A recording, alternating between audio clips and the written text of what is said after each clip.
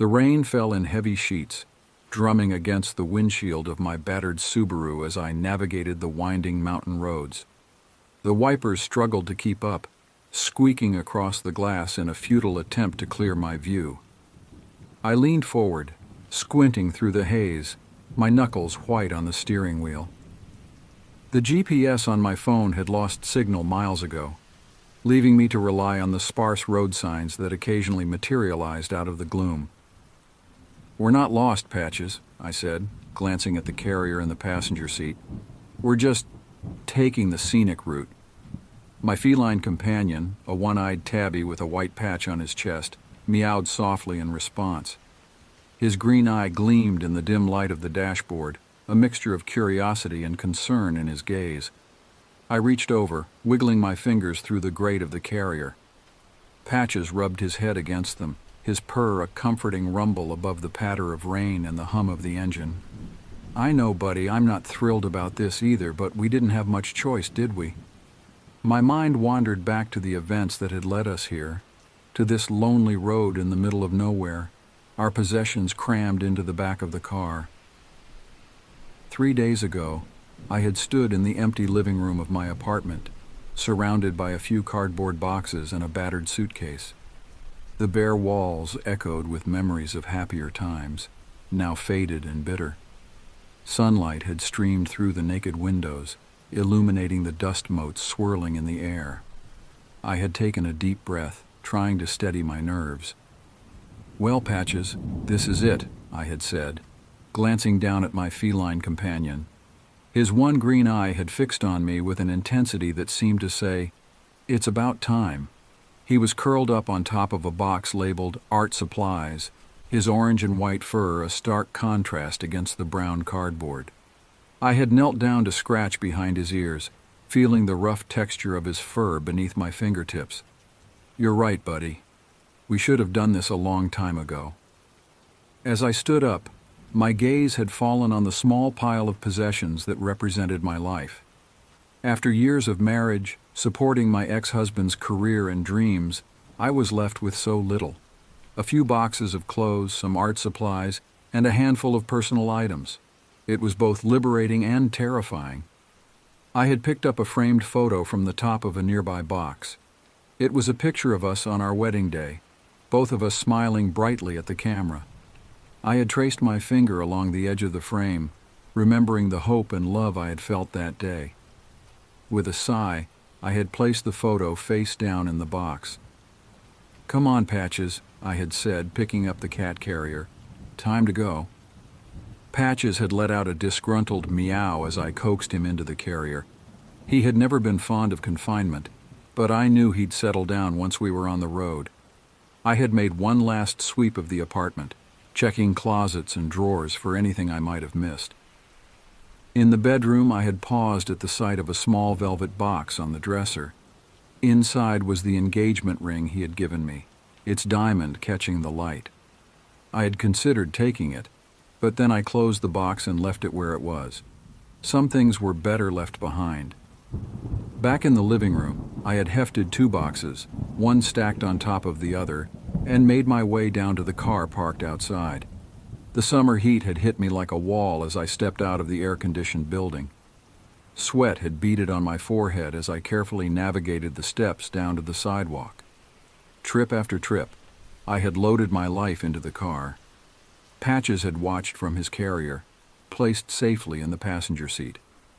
With each box, I had felt a mixture of sadness and relief. This was the end of one chapter of my life, but also the beginning of another. As I had placed the last box in the car, I heard a familiar voice call out, "Is that you, dear?" I had turned to see Mrs. Wilkins, my elderly neighbor, peering at me from her porch next door. Her wispy white hair was pulled back in a loose bun, and she wore her usual floral housecoat. "Hi, Mrs. Wilkins," I had said, forcing a smile. "Yeah, it's me. I'm just moving out." Her eyes had widened with concern. "Oh dear, I had no idea. Are you and—" I had nodded, not trusting myself to speak. Mrs. Wilkins had always been kind to me, often inviting me over for tea and cookies when my ex was working late. She had shuffled down her steps and across the small patch of grass separating our buildings. Before I knew it, she had enveloped me in a warm, grandmotherly hug. The scent of lavender and baking had filled my nose, and I had felt tears prick at the corners of my eyes. "You take care of yourself, dear," she had said, patting my back. "And remember, you're stronger than you know." I had pulled back, wiping at my eyes. "Thank you, Mrs. Wilkins, for everything." She had smiled, her kind eyes crinkling at the corners. "And don't you forget to call once you're settled. I want to hear all about your new adventures." I had promised I would, then watched as she made her way back to her porch. With a final wave, I had climbed into the driver's seat of the car. Patches had meowed softly from his carrier beside me. "I know, buddy," I had said, reaching over to stick my fingers through the grate. He had rubbed his head against them, purring. I had turned the key in the ignition, the engine rumbling to life. As I pulled away from the curb, I had caught a glimpse of my reflection in the rearview mirror. My brown hair was pulled back in a messy ponytail, and there were dark circles under my eyes from nights of restless sleep. But there was something else there, too, a glimmer of hope, of possibility. Now, 3 days later, that hope felt like a distant memory as I peered through the rain-soaked windshield. The weather had taken a turn for the worse as we neared our destination, my aunt's cabin in the mountains of North Carolina. It was supposed to be a fresh start, a place to regroup and figure out my next move. But at that moment, as lightning flashed across the sky and thunder rumbled ominously, I was beginning to wonder if I had made a terrible mistake. The car's headlights barely penetrated the curtain of rain, casting an eerie glow on the road ahead. Trees loomed on either side, their branches reaching out like gnarled fingers through the mist. I shivered, despite the warmth of the car's interior. Suddenly, a dark shape darted across the road. I gasped, slamming on the brakes. The car skidded on the wet asphalt, and for a heart-stopping moment, I thought we were going to spin out of control. But somehow, I managed to keep us on the road, coming to a stop with a jolt that sent Patches yowling in protest. "Sorry, buddy," I said, my voice shaky. "Are you okay?" Patches meowed indignantly, but seemed unharmed. I took a deep breath, trying to calm my racing heart. What had that been? A deer? A bear? My imagination conjured up all sorts of possibilities, each more unsettling than the last.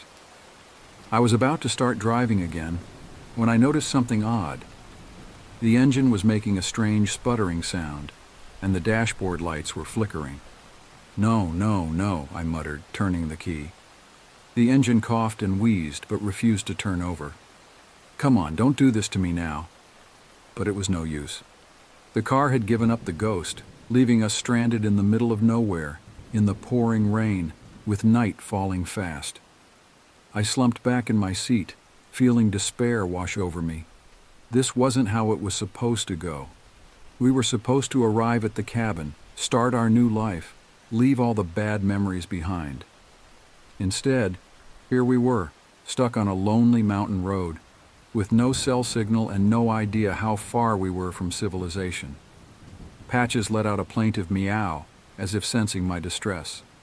I reached over to scratch his ears through the carrier. "It's okay, buddy. We'll figure this out. We always do, right?" As my eyes adjusted to the gloom, I noticed something in the distance. A faint light barely visible through the rain and mist. Could it be a house? A gas station? Any sign of human habitation would be welcome at this point. I weighed my options. I could stay with the car and hope someone drove by, but given how deserted the road had been, that didn't seem likely. Or I could try to make it to that light, hopefully find help, and come back for the car later. After a moment's hesitation, I made my decision. I couldn't just sit here and do nothing. "All right, Patches," I said, grabbing his carrier and my small overnight bag. "We're going on a little adventure." I stepped out of the car, immediately getting drenched by the downpour. The wind whipped around me, chilling me to the bone. I locked the car, more out of habit than any real concern for its contents, and set off towards the mysterious light. The going was tough. The road was slick with rain, and my shoes kept sinking into the muddy shoulder.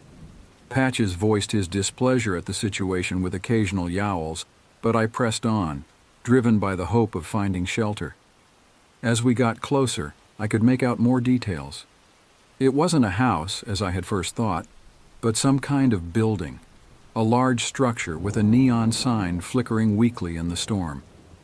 My heart leapt as I made out the words, Blackwood's Garage and Auto Shop. Relief flooded through me. A garage meant people, phones, maybe even a tow truck. I quickened my pace, almost slipping in my haste to reach the building. Finally, I stood before the garage's entrance, a large roll-up door flanked by a smaller pedestrian door. I set Patch's carrier down and knocked on the door, harder than I had intended in my desperation. For a long moment, there was no response. I knocked again, louder this time. "Hello?" I called out. "Is anyone there? Please, I need help." Just as I was about to give up hope, I heard movement inside, the sound of locks being undone, and then the door creaked open, revealing a wizened face peering out at me. "Well, well," croaked an elderly woman, her silver hair tied back in a tight bun. "What brings you to my doorstep at this hour, child?" "I'm so sorry to bother you," I said, shifting Patch's carrier to my other hand. "My car broke down about half a mile back and I saw your light. I was hoping you might be able to help." The woman's piercing blue eyes studied me for a moment before her face broke into a warm smile. "Of course, dear. Can't leave you stranded out here in the dark, can we? I'm Miss Blackwood. Come in, come in." She stepped back, gesturing for me to enter. As I crossed the threshold, the scent of motor oil and something herbal, lavender maybe, filled my nostrils. "Thank you so much," I said, relief washing over me. "I'm Zoe, and this is Patches." Miss Blackwood peered at the carrier. "Ah, a feline friend. How lovely." The interior of the garage was cluttered but clean, with tools neatly arranged on pegboards and various car parts stacked on shelves. In the corner, an old radio played soft jazz, the music tinny and slightly out of tune. "Liam! Finn!" Miss Blackwood called out. "We've got a customer!" From the shadows at the back of the garage emerged two young men. The taller one, with short dark hair and brooding eyes, hung back, while the other, blond and strikingly handsome, stepped forward with a charming smile. "This is Zoe," Miss Blackwood said. "Her car's broken down on the road. Liam, why don't you go take a look? Finn can get her information." Liam nodded silently and grabbed a toolbox before heading out the door. Finn approached me, his blue eyes twinkling in the fluorescent light. "Let's get you sorted out," he said, his voice smooth as honey. "Can you tell me what happened with your car?" As I explained the situation, Finn jotted down notes on a clipboard. His presence was magnetic, and I found myself drawn to his easy manner and quick smile. But every time he stepped closer, Patches let out a low, warning growl. "Seems like your cat's not too fond of me," Finn chuckled, keeping his distance. "I'm sorry," I said, frowning at Patches's uncharacteristic behavior. He's usually not like this with strangers. Finn shrugged it off, but I noticed a flicker of something, annoyance, concern, cross his face before his charming smile returned. As we finished up the paperwork, Patches suddenly lashed out, his paw darting through the carrier's grate to swat at Finn's hand. Finn jerked back, narrowly avoiding the cat's claws. "Patches!" I exclaimed, shocked. "I'm so sorry. I don't know what's gotten into him." "No harm done," Finn said, but his smile seemed strained now. "I should go check on Liam's progress. Excuse me." As Finn disappeared into the night, I turned to Miss Blackwood, who had been watching the exchange with keen interest. "I really am sorry about Patches," I said. "He's never acted like this before." Miss Blackwood patted my arm, her touch surprisingly cold. "Don't you worry, dear. Animals have a way of sensing things we can't." Now, why don't you have a seat? This might take a while. I settled into a worn armchair, Patch's carrier at my feet. As Miss Blackwood bustled about making tea, I couldn't shake the feeling that something was off. Patch's strange behavior, the isolated location of the garage, the odd dynamic between Miss Blackwood and her grandsons, it all added up to a sense of unease that I couldn't quite shake. The garage's interior was a curious mix of mechanical clutter and homey touches. A crocheted blanket draped over a workbench, potted plants nestled between toolboxes. The soft jazz from the old radio provided a soothing backdrop, almost masking the unsettling quiet of the forest outside. Miss Blackwood returned, pressing a steaming mug into my hands. The warmth was comforting against my palms, and the herbal aroma helped ease some of the tension in my shoulders. "Thank you," I said, taking a cautious sip. The tea was pleasantly bitter, with an unfamiliar earthy undertone. Miss Blackwood settled into a chair opposite me, her piercing blue eyes studying me over the rim of her own mug. "So, Zoe," she began, her voice carrying a hint of curiosity, "what brings you to our neck of the woods? We don't get many travelers out this way, especially not at this hour." I hesitated, unsure how much to reveal. "I'm starting over, I guess. Moving to stay with my aunt for a while." "Ah, new beginnings," Miss Blackwood nodded sagely. "Always an adventure, but you do well to be careful in these parts, especially traveling alone." A chill ran down my spine despite the warmth of the tea. "What do you mean?" Miss Blackwood leaned forward, her voice dropping to a near whisper. "There's a curse on these woods, you know. Been here longer than any of us. The old-timers say it was placed by a vengeful spirit, wronged by early settlers." I forced a skeptical laugh, but it sounded hollow even to my own ears. "A curse? Really?" "Oh, yes," Miss Blackwood continued, her eyes gleaming in the dim light. "They say it preys on lone travelers, those who've lost their way. There have been incidents over the years. Folks who went into the forest and never came out." A shiver ran through me, and I clutched my mug tighter. That's just folklore, right? Old stories to keep kids from wandering off?" Miss Blackwood shrugged, but there was a knowing look in her eyes. "Perhaps, but there's often truth at the heart of such tales. Why, just last month a young man passing through vanished without a trace. His car was found abandoned on the road, not far from where yours broke down." I swallowed hard, trying to ignore the way my heart had begun to race. "That's terrible. Did they ever find him?" "No," Miss Blackwood said, shaking her head solemnly. "Some say he fell victim to the curse. Others think he simply ran off, starting a new life somewhere. But in these woods, well, it's best to stay vigilant." The garage door creaked open and I jumped, nearly spilling my tea. Liam entered, his expression unreadable as he wiped his hands on a greasy rag. "How's it looking?" I asked, eager for a change of subject. Liam shrugged. "The alternator's shot. We'll need to order a new one.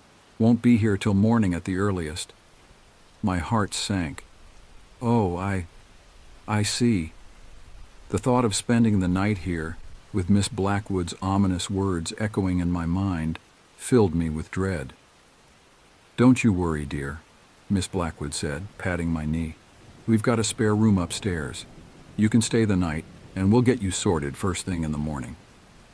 I forced a smile, not wanting to seem ungrateful. "That's very kind of you." As if sensing my unease, Patches let out a soft meow from his carrier. I reached down to scratch his ears through the grate, drawing comfort from his familiar presence. The door opened again, and Finn strode in, all easy smiles and charm. "All squared away for the night?" he asked, his gaze lingering on me a moment too long. I nodded, unable to shake the feeling of being watched, observed. "Yes, thank you. You've all been so helpful." "Well, I'd best be heading home," Finn said, grabbing his jacket from a hook by the door. "Early start tomorrow and all that."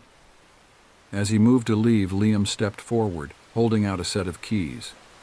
"Here," he said gruffly, addressing me for the first time. "For your car, so we can get started early."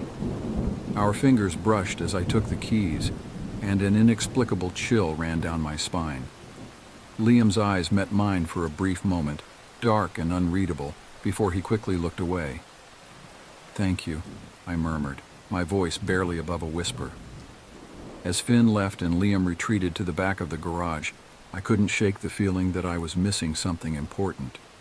Miss Blackwood's tales of curses and disappearances swirled in my mind, mixing with the strange behavior of her grandsons and Patch's uncharacteristic aggression. I sipped the last of my now cold tea, trying to calm my nerves. It was just one night, I told myself. In the morning I'd be back on the road, leaving this strange encounter behind me. Miss Blackwood showed me to the spare room upstairs, a small, cluttered space filled with odds and ends. An old brass bed took up most of the room, its quilt faded but clean. "It's not much," Miss Blackwood said apologetically, "but it should do for the night." "It's perfect," I assured her, setting Patch's carrier down on a rickety chair. "Thank you again for your hospitality." Miss Blackwood smiled, but it didn't quite reach her eyes. "Sleep well, dear, and remember, keep the door locked." With that cryptic warning she left, her footsteps creaking on the old wooden stairs. I let out a long breath, feeling the weight of the day settle on my shoulders. I opened Patch's carrier and he darted out, immediately beginning to explore every corner of the room. "What do you think, buddy?" I asked, watching him sniff suspiciously at the leg of an antique dresser. "Are we being paranoid, or is there something off about this place?" Patches paused in his investigation to look at me, his one eye gleaming in the dim light of the bedside lamp. He let out a soft meow that I chose to interpret as agreement. I changed into my pajamas and settled into bed, Patches curling up at my feet. Despite my exhaustion, sleep eluded me. Every creak of the old house, every whisper of wind through the trees outside, set my nerves on edge. Miss Blackwood's stories of curses and vanishing travelers played on repeat in my mind. Just as I was finally drifting off, a noise jerked me back to alertness. It was faint, barely audible over the sound of the rain still pattering against the window, but unmistakable. Footsteps, moving about downstairs. I sat up, my heart pounding. Patches was already awake, his fur standing on end as he stared intently at the closed door. I held my breath, straining to listen. The footsteps seemed to be moving towards the stairs. Panic gripped me. Should I barricade the door? Try to escape through the window? Call for help? But before I could decide on a course of action, the footsteps receded, fading back into silence. I didn't sleep much that night, drifting in and out of uneasy dreams filled with dark forests and lurking shadows. When dawn finally broke, I was more than ready to leave. I packed up quickly, coaxing a disgruntled Patches back into his carrier. As I made my way downstairs, I was surprised to find the garage already bustling with activity. Liam was bent over the open hood of my car, while Finn chatted animatedly with a customer I didn't recognize. Miss Blackwood materialized at my elbow, making me jump. "Good morning, dear," she said, her voice cheery. "Did you sleep well?" "Yes, thank you," I lied, not wanting to mention the strange noises in the night. "How's my car looking?" "Liam's just finishing up now," she said, guiding me towards the front desk. "Why don't we get you checked out?" As I settled the bill, I couldn't shake the feeling of relief. In just a few minutes, we'd be back on the road, putting this strange interlude behind us. Liam approached, wiping his hands on a rag. "All set," he said gruffly. "Should run fine now." "Thank you," I said, offering a smile that he didn't return. "For everything." I loaded Patches into the car and climbed into the driver's seat, my hands shaking slightly as I inserted the key into the ignition. To my immense relief, the engine roared to life without hesitation. As I pulled out of the garage, I caught a glimpse of Miss Blackwood and her grandsons in the rearview mirror. They stood in a line, watching me drive away. For a moment I could have sworn I saw something flicker in their eyes, something dark and hungry. But then I blinked, and they were just 3 figures growing smaller in the distance. The rain had stopped, and weak sunlight filtered through the trees as I navigated the winding mountain road. With each mile that passed, I felt the knot of tension in my chest begin to loosen. Patches dozed in his carrier, his soft snores a comforting soundtrack. It wasn't until we were well clear of the forest, the landscape opening up into rolling hills, that I allowed myself to fully relax. Whatever strangeness we had encountered at Blackwood's garage, whether real or imagined, was behind us now. As I merged onto the highway that would take us the rest of the way to my aunt's house, I glanced at Patches. "Well, buddy," I said, "I think our adventure is finally over." Patches opened his eye, regarding me with what I could have sworn was a skeptical expression. He let out a small meow as if to say, "Don't be too sure about that."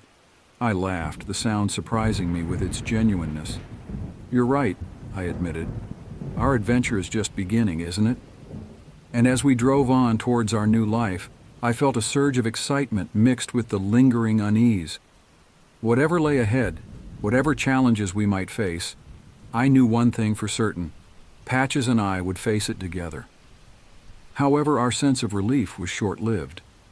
As we rounded a bend in the road, I noticed something odd in my rearview mirror.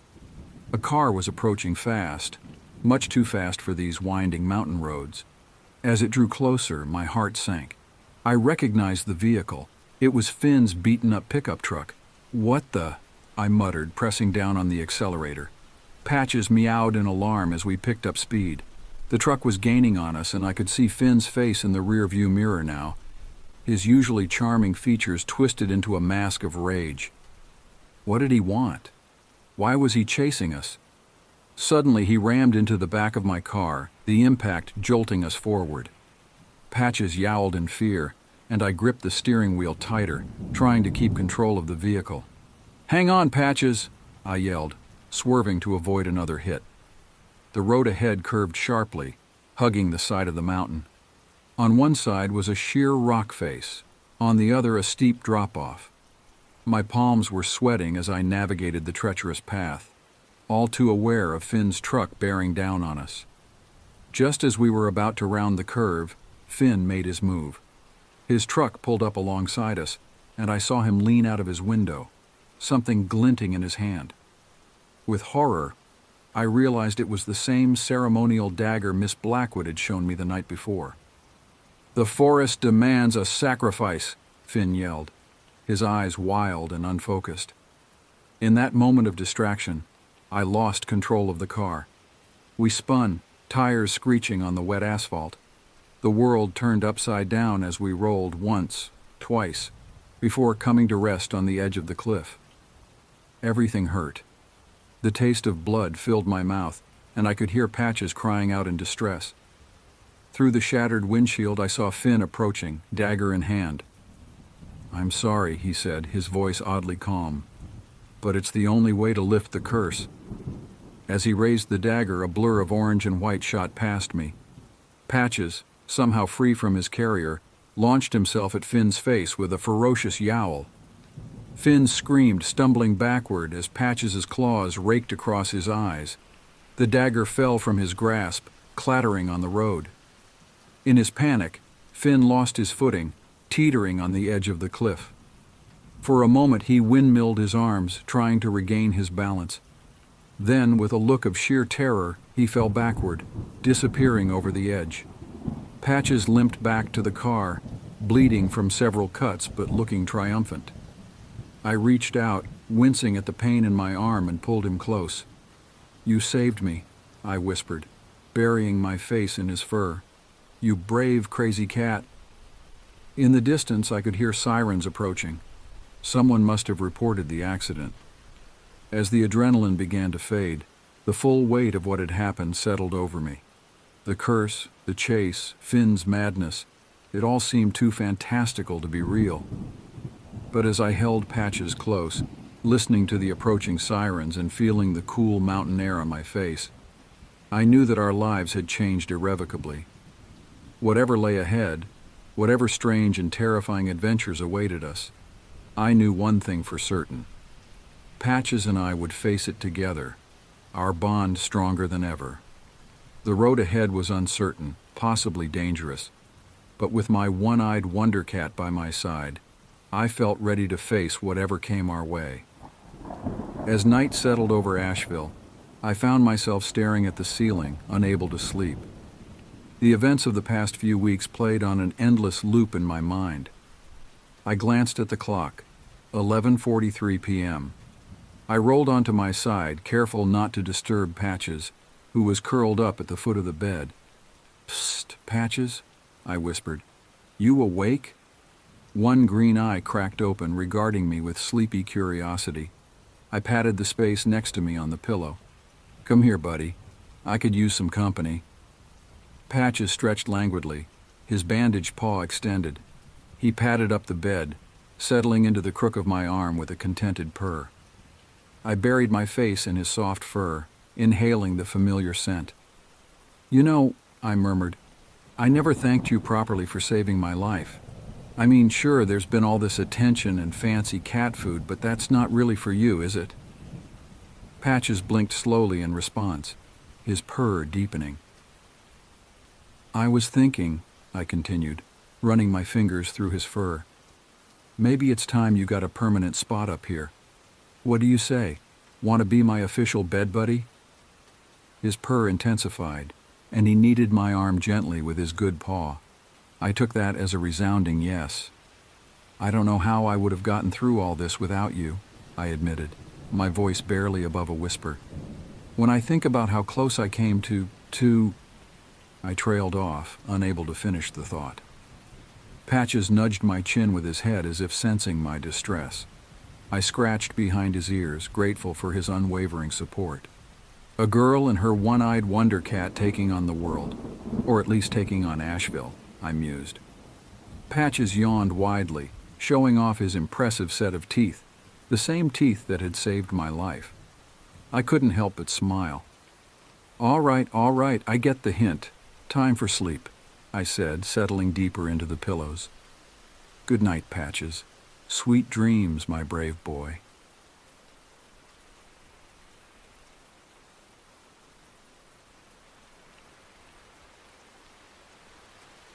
I've never been one for camping. The appeal of sleeping on the hard ground, battling mosquitoes, and foregoing modern comforts has always eluded me.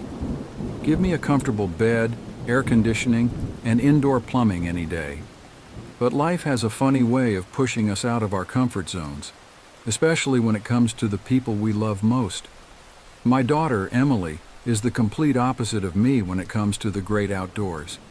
At 10 years old, she's a bundle of energy and curiosity, always eager to explore and experience new things.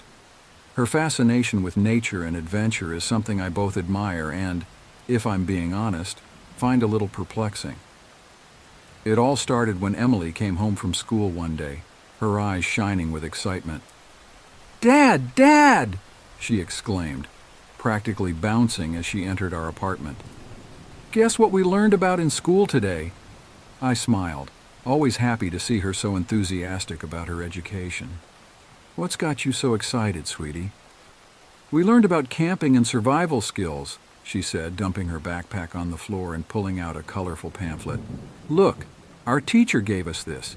It shows all the cool things you can do when you go camping."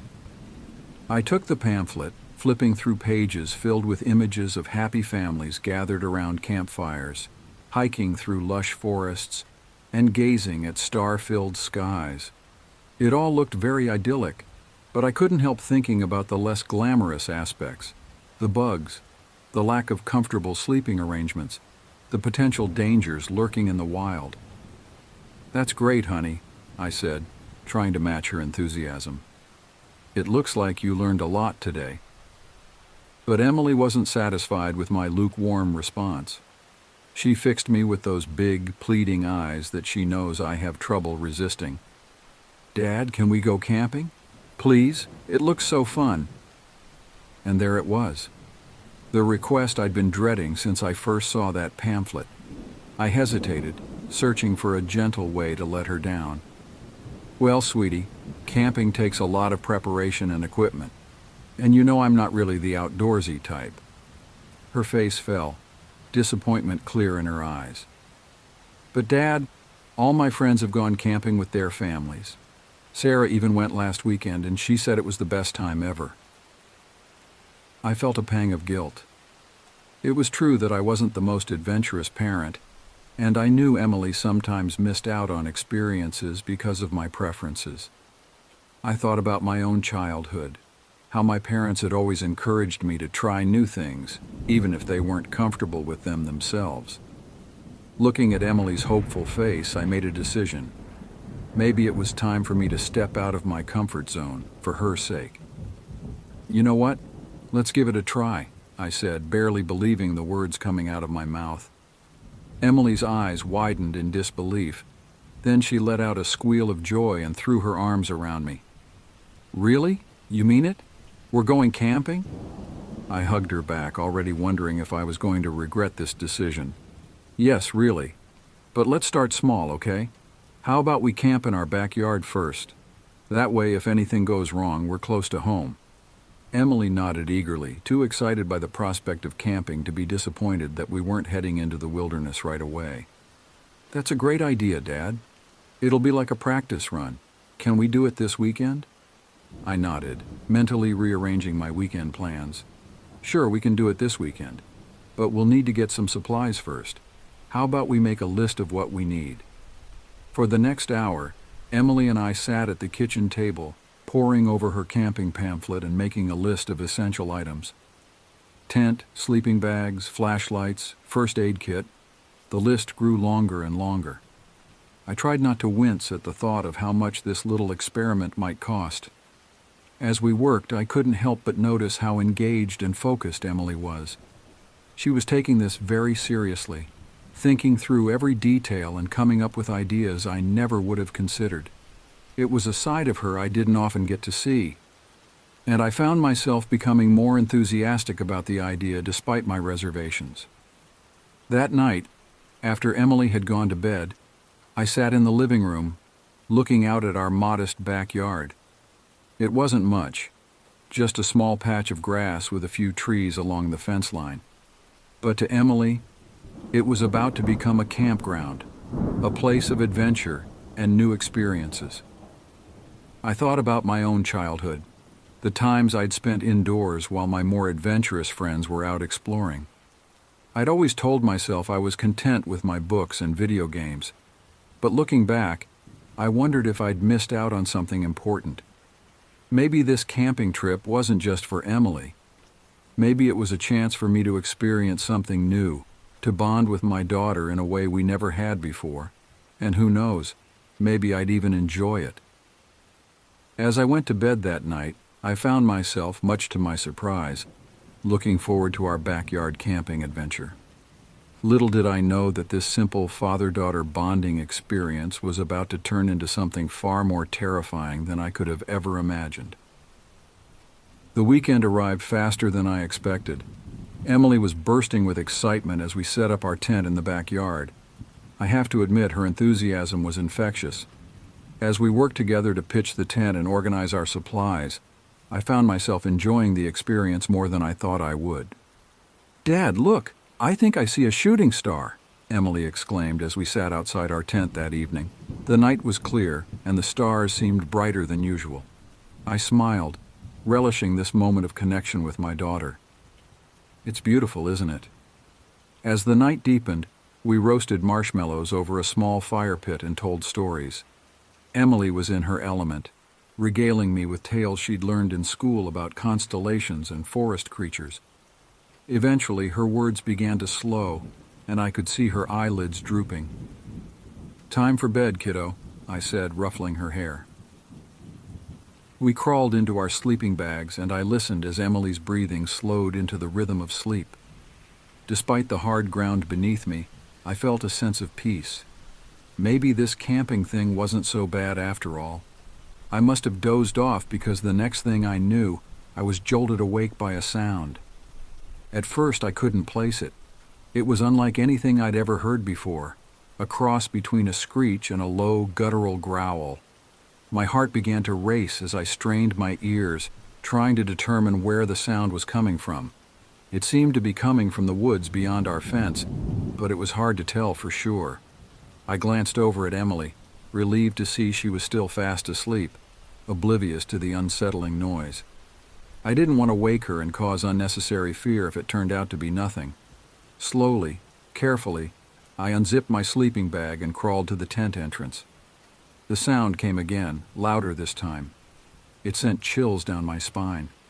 Whatever was making that noise, it wasn't any animal I was familiar with.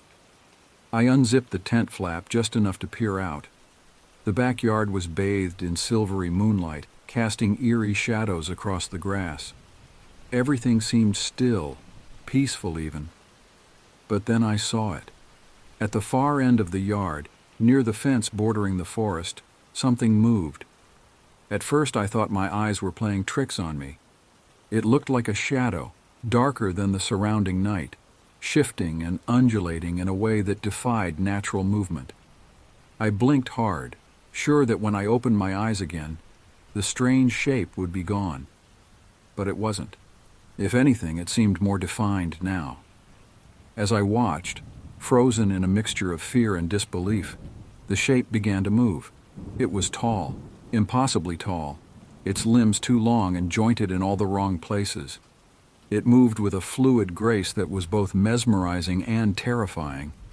My mind raced, trying to make sense of what I was seeing. Was this some kind of elaborate prank, a hallucination brought on by too many campfire stories? But deep down, I knew. This was real, and it was unlike anything I'd ever encountered before. The creature, for lack of a better word, seemed to be pacing along the fence line. Its movements were purposeful, almost as if it was patrolling. Every so often it would stop and turn its head towards our tent. I couldn't make out any features in the darkness, but I had the unsettling feeling that it was aware of our presence.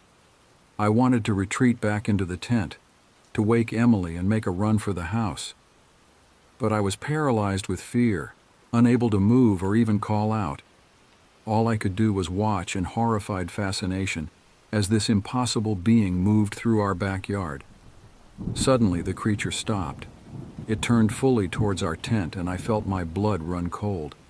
Even though I couldn't see its eyes, I knew with absolute certainty that it was looking directly at me. For what felt like an eternity, we stayed like that. Me, peering out from the relative safety of the tent, and this otherworldly being, standing motionless in the moonlight. The night seemed to hold its breath, the usual sounds of crickets and distant traffic completely silenced. Then, without warning, the creature moved. It took a step towards our tent, its movement so fluid it seemed to glide across the grass. That was all it took to break me out of my paralysis. I scrambled backward, zipping the tent flap closed as quietly as I could with shaking hands. My heart was pounding so hard I was sure it would wake Emily. But she slept on, blissfully unaware of the terror just outside. I crawled back to my sleeping bag, my mind racing. What should I do? Should I wake Emily and make a run for it? But what if sudden movement attracted the creature's attention? Should I call for help? But who would believe me if I described what I'd seen? As I lay there, every muscle tense, straining my ears for any sound of approach, a new noise cut through the silence. It was a scratching sound, like claws or long nails dragging across the fabric of the tent. I held my breath, my eyes wide in the darkness. The scratching continued, moving slowly around the perimeter of the tent. It was as if the creature was testing, searching for a way in. I reached out and grasped Emily's hand, ready to shake her awake at a moment's notice. But still, I hesitated. As long as the creature remained outside, maybe it was better to let her sleep through this nightmare. The scratching stopped at the tent entrance. I could hear something breathing heavily just on the other side of the thin fabric barrier. It was a wet, raspy sound that sent shivers down my spine. Then, slowly, the zipper of the tent began to move. The zipper inched upward, each tooth separating with an agonizing slowness that seemed to stretch time itself. My breath caught in my throat, and I found myself frozen, torn between the instinct to flee and the desperate hope that if I remained perfectly still, the creature might somehow overlook us. But as the opening widened, revealing a sliver of the night beyond, I knew I couldn't wait any longer. With a sudden surge of paternal protectiveness, I shook Emily awake. "Emily," I whispered urgently, my hand over her mouth to muffle any sound she might make. Her eyes flew open, wide with confusion and fear as she registered the panic on my face. I put a finger to my lips, then pointed at the slowly opening tent flap. Her gaze followed my gesture, and I felt her body stiffen as she realized something was very wrong. In that moment, as I looked into my daughter's frightened eyes, I knew I had to be brave. For her. I had to get us out of this nightmare. With my heart pounding so hard I could feel it in my throat, I leaned close to Emily's ear and whispered as quietly as I could, "When I say run, we sprint for the house. Don't look back. Just run, okay?" She nodded, her face pale in the dim light that filtered through the tent fabric. The zipper was almost fully open now. I tensed, ready to spring into action. Just as I saw a long, pale hand begin to push through the opening, I shouted, "Run!" We burst out of the tent, catching the creature by surprise. In the split second I allowed myself to look, I saw it recoil, momentarily stunned by our sudden appearance. Emily was ahead of me, her small legs pumping furiously as she sprinted towards the back door of our house. I was right behind her, my eyes locked on her back, willing her to go faster. I could hear the creature recovering, its unnatural movements rustling through the grass behind us. The sound spurred me on, lending speed to my legs that I didn't know I possessed. We reached the back door and I fumbled with the keys, my hands shaking so badly I could barely get the key in the lock. I risked a glance over my shoulder and immediately wished I hadn't. The creature was crossing the yard with impossible speed, its long limbs eating up the distance between us. In the full moonlight I could see it clearly for the first time, and the sight nearly stopped my heart. It was vaguely humanoid, but that's where any resemblance to humanity ended. Its skin was a sickly pale color, stretched tight over an emaciated frame. Its arms and legs were too long, jointed in ways that defied anatomy. But it was the face that would haunt my nightmares for years to come. Where there should have been eyes, there were only dark, empty sockets. Its mouth was a gaping maw filled with needle-sharp teeth. As it ran, it let out that terrible screeching growl I'd heard earlier. Just as the creature reached out with its long, clawed hands, I managed to get the door open. We tumbled inside, and I slammed the door shut, locking it immediately. Emily was crying now, the fear and confusion finally overwhelming her. I scooped her up in my arms, holding her close as I ran through the house, closing and locking every door and window. We ended up in my bedroom, huddled together on the bed. I could hear the creature outside, circling the house, occasionally scratching at the walls or windows. Emily buried her face in my chest, her small body shaking with sobs. "It's okay, sweetheart," I murmured, stroking her hair. "We're safe now. It can't get in." But even as I said the words, I wasn't sure I believed them. What was this thing? How could something like this exist? And most importantly, what did it want? We stayed like that for hours, jumping at every sound, every shadow. I kept expecting the creature to burst through a window or somehow find its way inside. But as the night wore on, the sounds outside began to fade.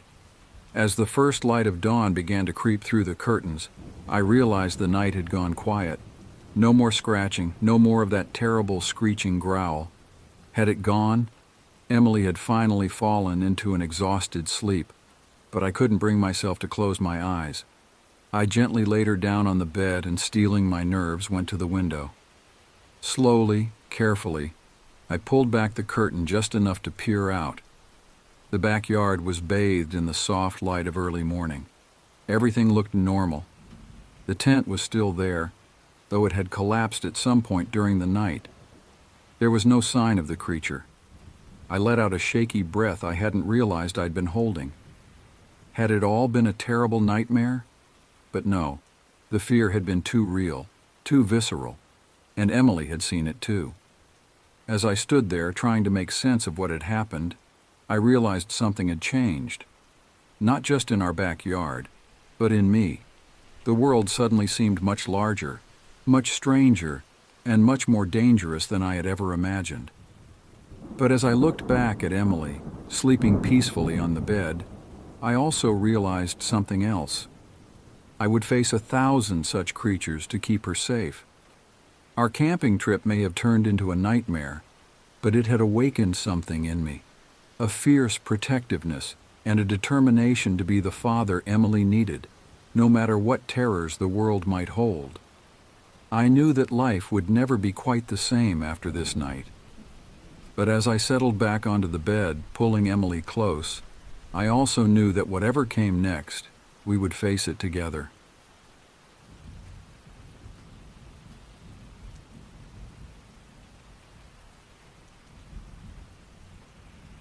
I currently live in a very old town.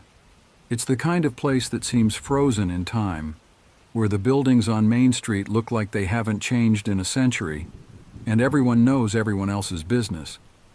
Our town is nestled in the middle of nowhere, with a population of just a few thousand people. It's the sort of place most folks would drive right through without a second glance. But during the summer months, our sleepy little town experiences a surprising influx of visitors. You might think it's because of some quaint local attraction or a famous historical site. The truth is far more mundane, and in a way that makes it even more bizarre. You see, the crown jewel of our town, the thing that draws in tourists and travelers alike, is our gas stations. Yes, you heard that right. Gas stations. They're conveniently located just off the highway, making our town the perfect pit stop for long-distance travelers. I know it sounds ridiculous. Sometimes I catch myself thinking, is this really the best thing our town has to offer? A couple of well-placed gas stations. But that's the reality of life in a small town like ours. We take our blessings where we can find them, I suppose. I live on the outskirts of town, down a dirt road that seems to stretch into oblivion. It's the kind of road where you can drive for miles without seeing another soul. The only other person who lives out this way is an old woman everyone calls Grandma Dixie. Dixie's been a fixture in these parts for as long as anyone can remember. Her husband passed away a few years back, leaving her alone in that big old house of hers. It's a place that's seen better days, with peeling paint and a porch that creaks ominously under your feet. But Dixie refuses to leave. Says the house holds too many memories, too much history to just abandon it. Being the closest neighbor, I've taken it upon myself to check in on Dixie at least twice a day. It's not much, just a quick visit to make sure she's okay, that she has everything she needs. Sometimes I'll bring her groceries or help with small repairs around the house. That house of hers, though, it's becoming a real concern. The structure is so old I sometimes worry it might collapse around her one of these days. I've tried to convince her to come live with me, or at least to consider moving into town where people can keep a closer eye on her. But Dixie's stubborn as a mule. She just smiles that wrinkled smile of hers and says, "This old house and we're going to see each other through to the end." One of the biggest headaches with Dixie's place is the back door. The latch is broken, has been for years, so the door never stays properly shut. I've rigged up a system with a cinder block to keep it closed, but Dixie has a habit of using the block as a step stool and forgetting to put it back. It drives me crazy, thinking about how exposed she is out here, all alone with a door that won't even close properly. But it's not just the house that worries me. It's where we live, this stretch of road surrounded by dense, dark woods. During the day, it's beautiful in a wild, untamed sort of way. But at night, it becomes a different world entirely. The darkness out here is absolute. On a moonless night, you can't see your hand in front of your face. The trees seem to swallow up all light, creating a blackness so complete it feels almost solid. And then there are the sounds. I've lived in rural areas all my life. I'm used to the normal nighttime noises, the hoot of an owl, the rustle of small animals in the underbrush. But out here, especially on certain nights, there are sounds that defy explanation. Sounds that make the hair on the back of your neck stand up and your heart race in your chest. Sometimes, deep in the woods, you can hear what sounds like crying or weeping. It's faint at first, easy to dismiss as the wind or your imagination playing tricks. But then it grows louder, more distinct. It's a sound filled with such sorrow, such despair, that it makes your very soul ache to hear it. Other nights, the sounds are more terrifying. Screams that seem to come from just outside your window, inhuman shrieks that echo through the trees. They're the kind of sounds that freeze you in place, that make you afraid to even breathe lest whatever is making them notices you. I've asked Dixie about these sounds, if she's ever heard them. Her reaction is always the same. She gets this faraway look in her eyes, shakes her head and says, "It's never good to talk about such things, dear." And then she changes the subject, quick as you please.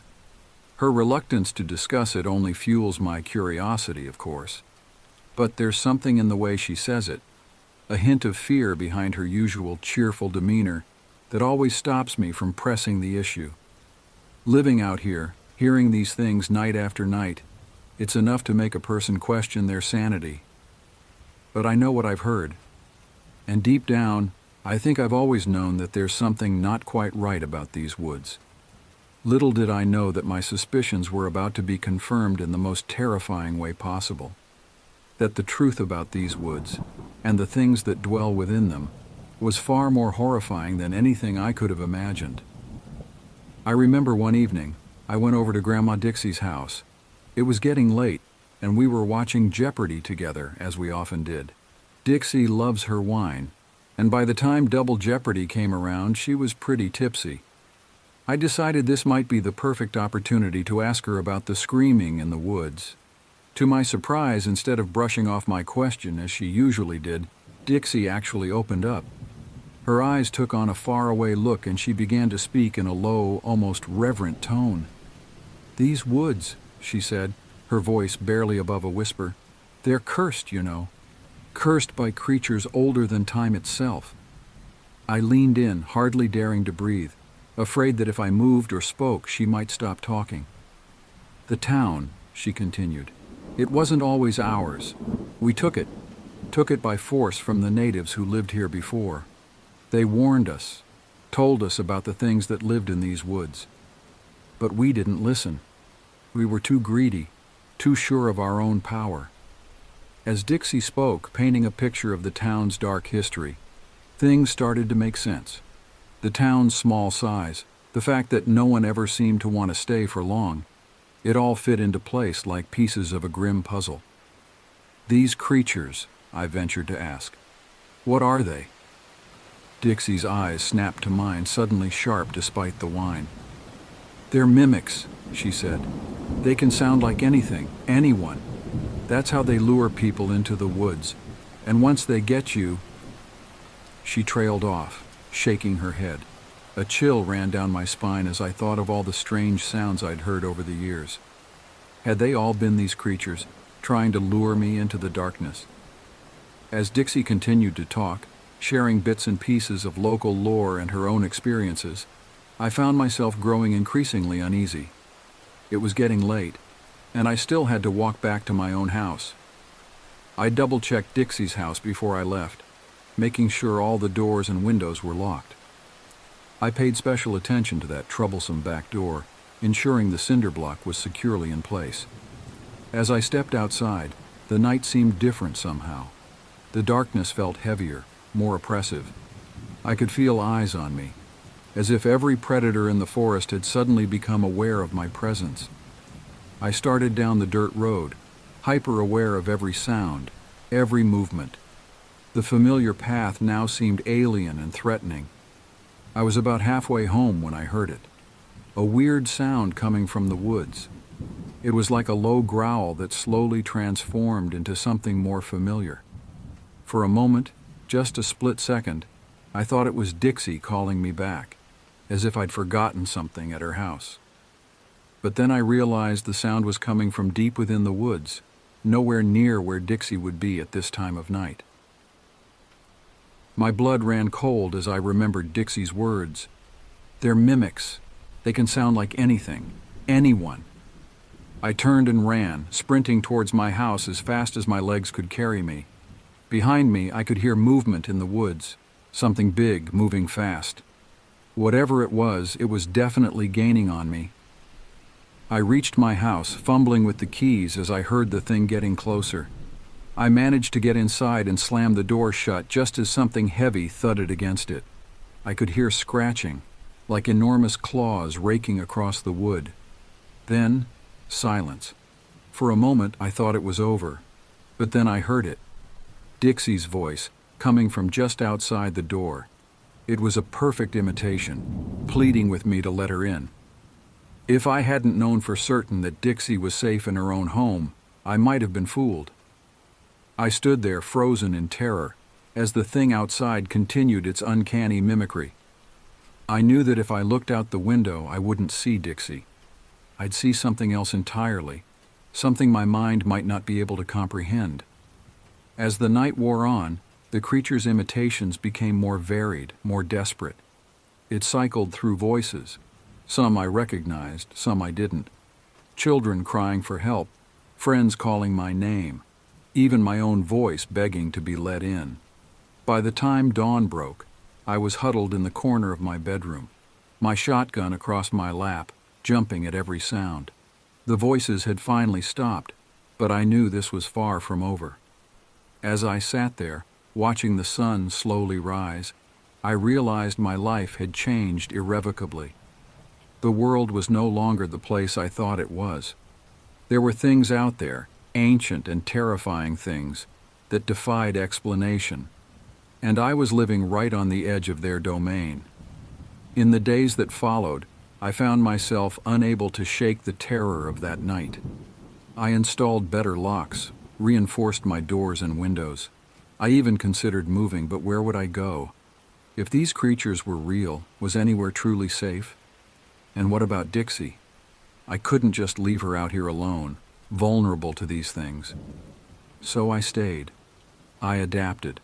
I learned to be more cautious, more aware, and I started to pay closer attention to the stories people told, the whispers and rumors that circulated through our small town, because now I knew the truth.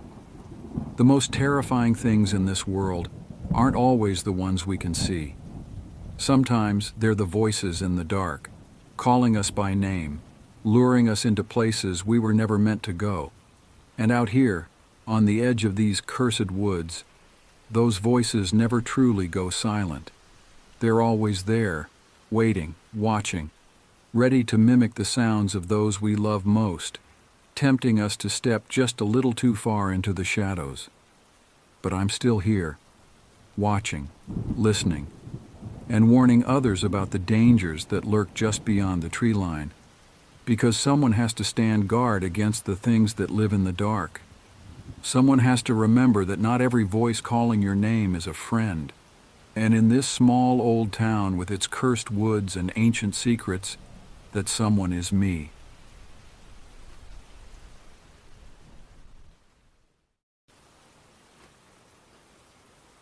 It was an unseasonably warm autumn day when I received the call that would change everything.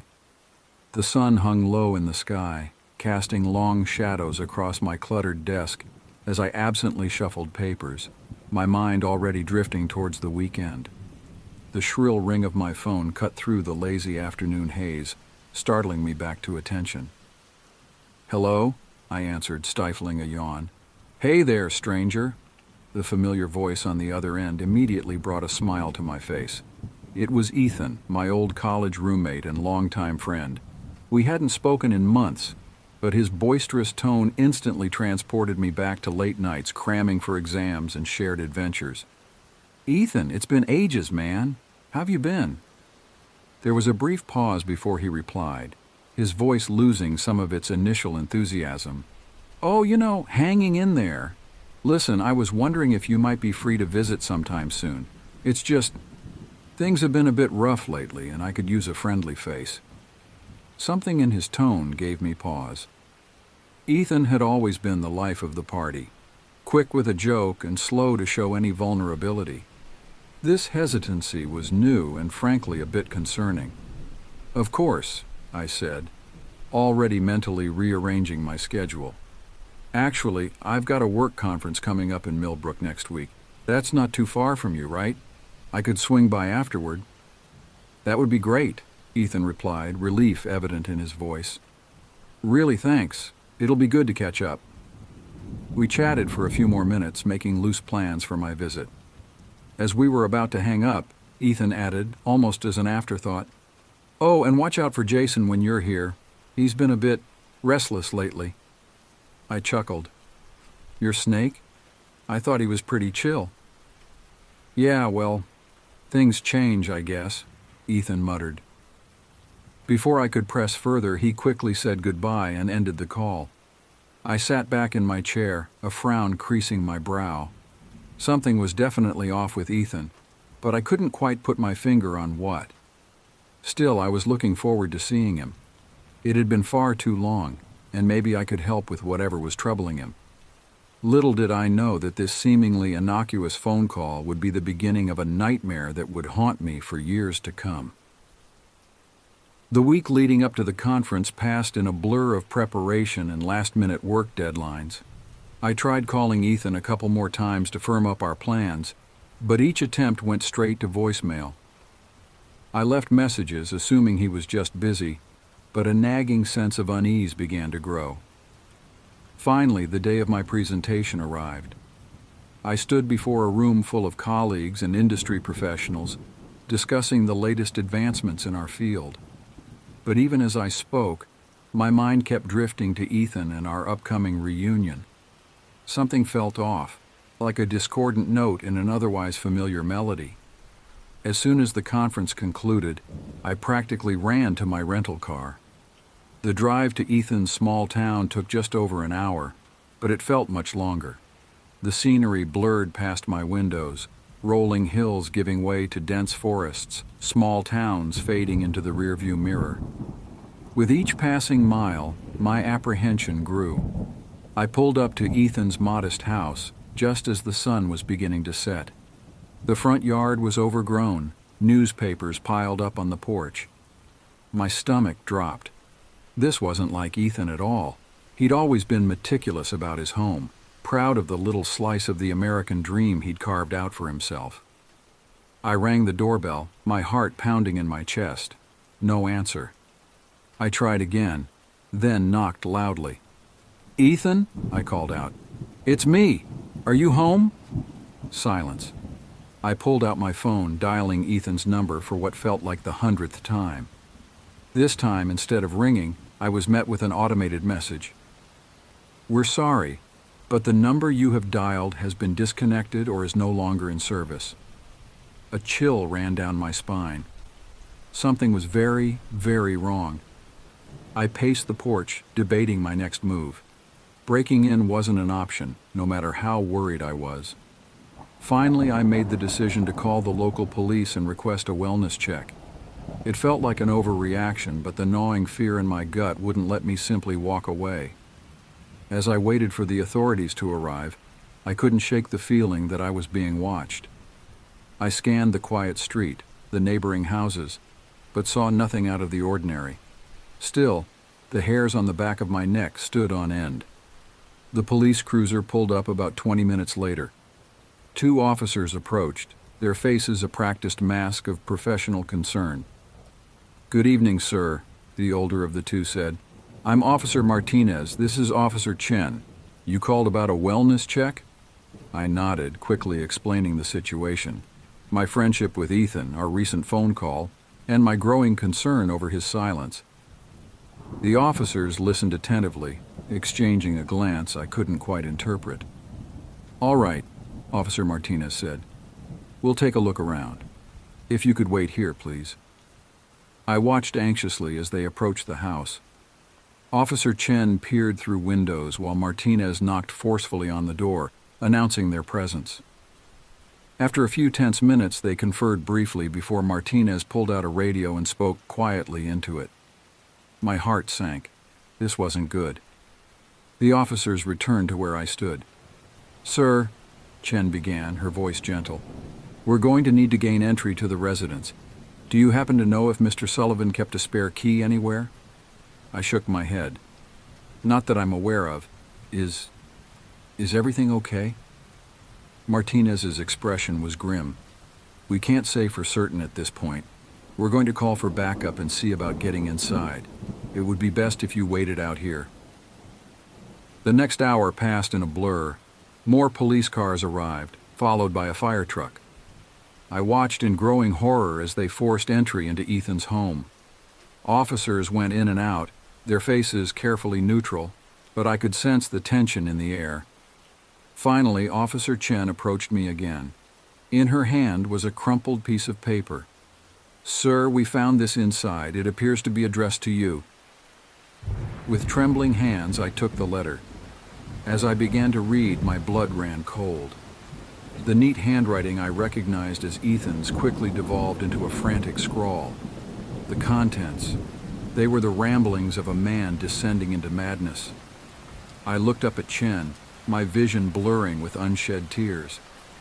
What does this mean? Where's Ethan?" She shook her head slowly. "We don't know, sir. There's no sign of forced entry, no signs of a struggle, but there's also no sign of Mr. Sullivan. We're treating this as a missing persons case." I barely heard the rest of what she said.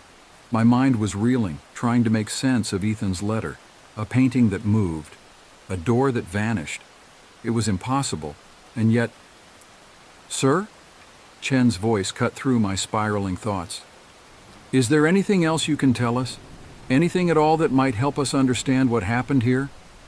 I took a deep breath, trying to focus. I don't know. Everything seemed fine when we talked last week. He mentioned his snake, Jason, acting strangely, but that's it. This letter, it doesn't make any sense." Chen nodded sympathetically. "We understand this is difficult. We'll need you to come down to the station to give a formal statement. And we may need to ask you some more questions as the investigation progresses." I nodded numbly, my eyes drawn back to the house. What had happened to my friend? And what secrets lay hidden behind those walls?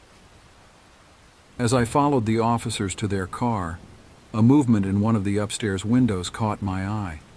For just a moment, I could have sworn I saw a face pale with sunken eyes, staring down at me. But when I blinked, it was gone. I shuddered, Ethan's frantic words echoing in my mind.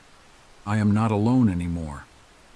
After hours spent at the police station, giving my statement and answering endless questions, I stumbled out into the dark night. My head was spinning from exhaustion and worry. I couldn't bring myself to return to the hotel just yet, so I decided to go back to Ethan's house. Maybe there was something I had missed, some clue that could help find him. I stood before the house, which now seemed ominous in the pale moonlight. Yellow police tape fluttered in the breeze, a stark reminder of the bizarre situation I found myself in. Taking a deep breath, I ducked under the tape and approached the front door. The lock had been damaged when the police forced their way in earlier, so I was able to enter without much difficulty. I hesitated at the threshold, a chill running down my spine. What was I really hoping to find here? The interior of the house was eerily quiet. I fumbled for a light switch and the sudden brightness made me squint. Everything looked normal, almost too normal. There were no signs of a struggle, no overturned furniture or broken items. It was as if Ethan had simply vanished into thin air. I made my way through the living room, noting the thin layer of dust on the surfaces. How long had it been since anyone had really lived here? In the kitchen, I found a calendar on the fridge. The last marked date was over 2 weeks ago, the day Ethan had called me.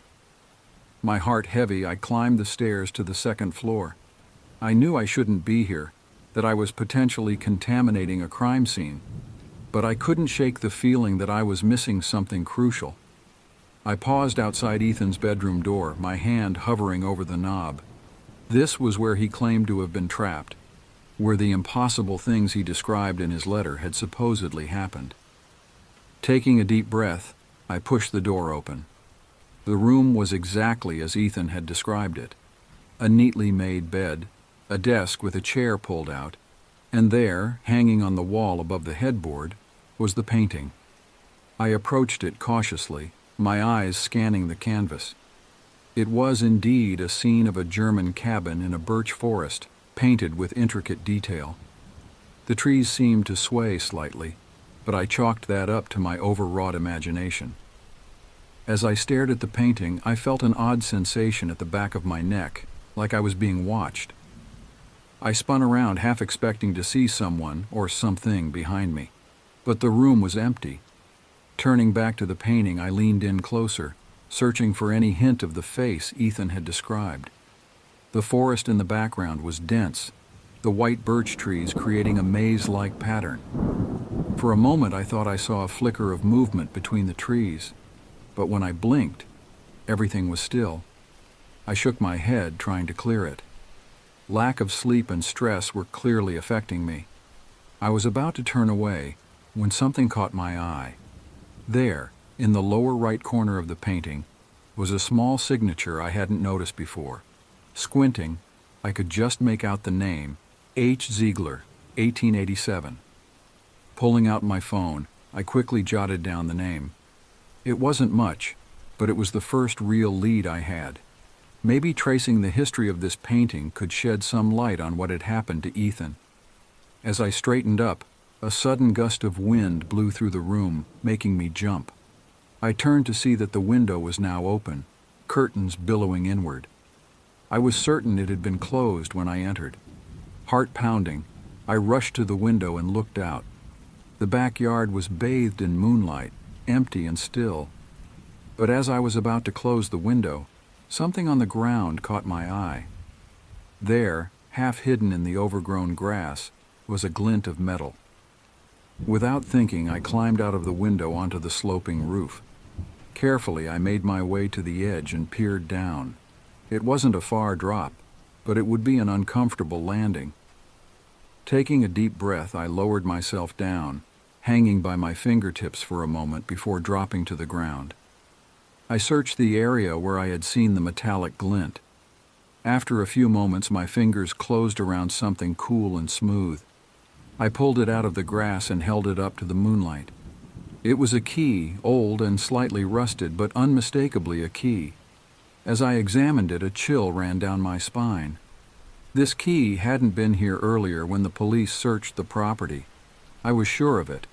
So where had it come from? And more importantly, what did it open? I pocketed the key and made my way back to the front of the house, my mind racing. I knew I should turn the key over to the police, but something held me back. This felt personal, a message meant for me. As I reached my car, I cast one last glance at the house. For a split second, I could have sworn I saw a figure standing in the upstairs window, the same pale face with sunken eyes I had glimpsed earlier. But when I looked again, there was nothing there but darkness. I drove back to my hotel in a daze, my thoughts a whirlwind of questions. What had really happened to Ethan? What secrets did that painting hold? And what door would this mysterious key unlock? As I lay in bed that night, sleep eluding me, I knew one thing for certain. I wasn't leaving town until I uncovered the truth. Whatever had happened to Ethan, whatever dark forces were at play, I was now irrevocably involved. And I wouldn't rest until I found answers, no matter where they might lead me. The next morning, I woke up with a pounding headache and a sense of disorientation. For a moment, I couldn't remember where I was or why I was there. Then the events of the previous day came rushing back, and I sat up with a groan. I knew I needed to approach this situation more rationally. The stress and lack of sleep had clearly affected my judgment last night. Breaking into Ethan's house and taking potential evidence was not only illegal, but could also jeopardize any official investigation. After a quick shower and some much-needed coffee, I sat down to formulate a plan. The key I had found needed to be turned over to the police, but first I decided to make a careful record of it. I took several clear photos from different angles, noting its size and any distinguishing features. Next, I focused on the information about the painting. The name H. Ziegler and the date 1887 were my best leads at the moment. I spent the next few hours researching online, looking for any information about the artist or paintings from that period. My search yielded some interesting results. Heinrich Ziegler was a relatively obscure German painter active in the late 19th century. He was known for his atmospheric landscapes, particularly scenes of the Black Forest. However, information about his life and work was scarce. I made some calls to local art galleries and museums, asking if they had any knowledge of Ziegler or his works. Most led to dead ends, but one curator at a small gallery in the next town over expressed interest.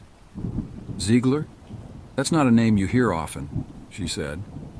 "I might have some information that could help you. Why don't you come by the gallery this afternoon?" Feeling a glimmer of hope, I agreed to meet her at 2 p.m. Before heading out, I knew I had to deal with the key. I drove to the police station, feeling a mix of guilt and apprehension.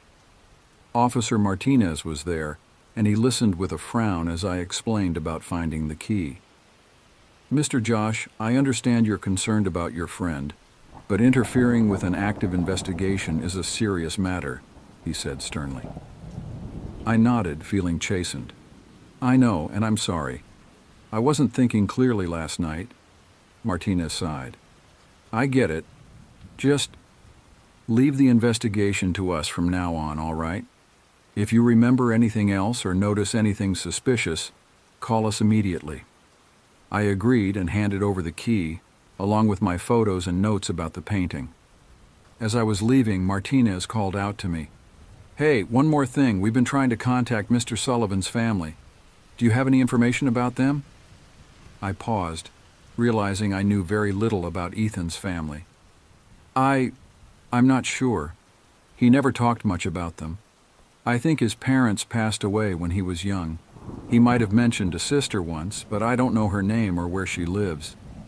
Martinez made a note. "All right, thanks. We'll keep looking." As I drove to the gallery, my mind was racing. How was it possible that I knew so little about my friend's background? Had Ethan been deliberately secretive, or had I simply never bothered to ask? The gallery was a small, well-kept building on a quiet street. Inside, I met Dr. Laura Chen, the curator I had spoken to earlier.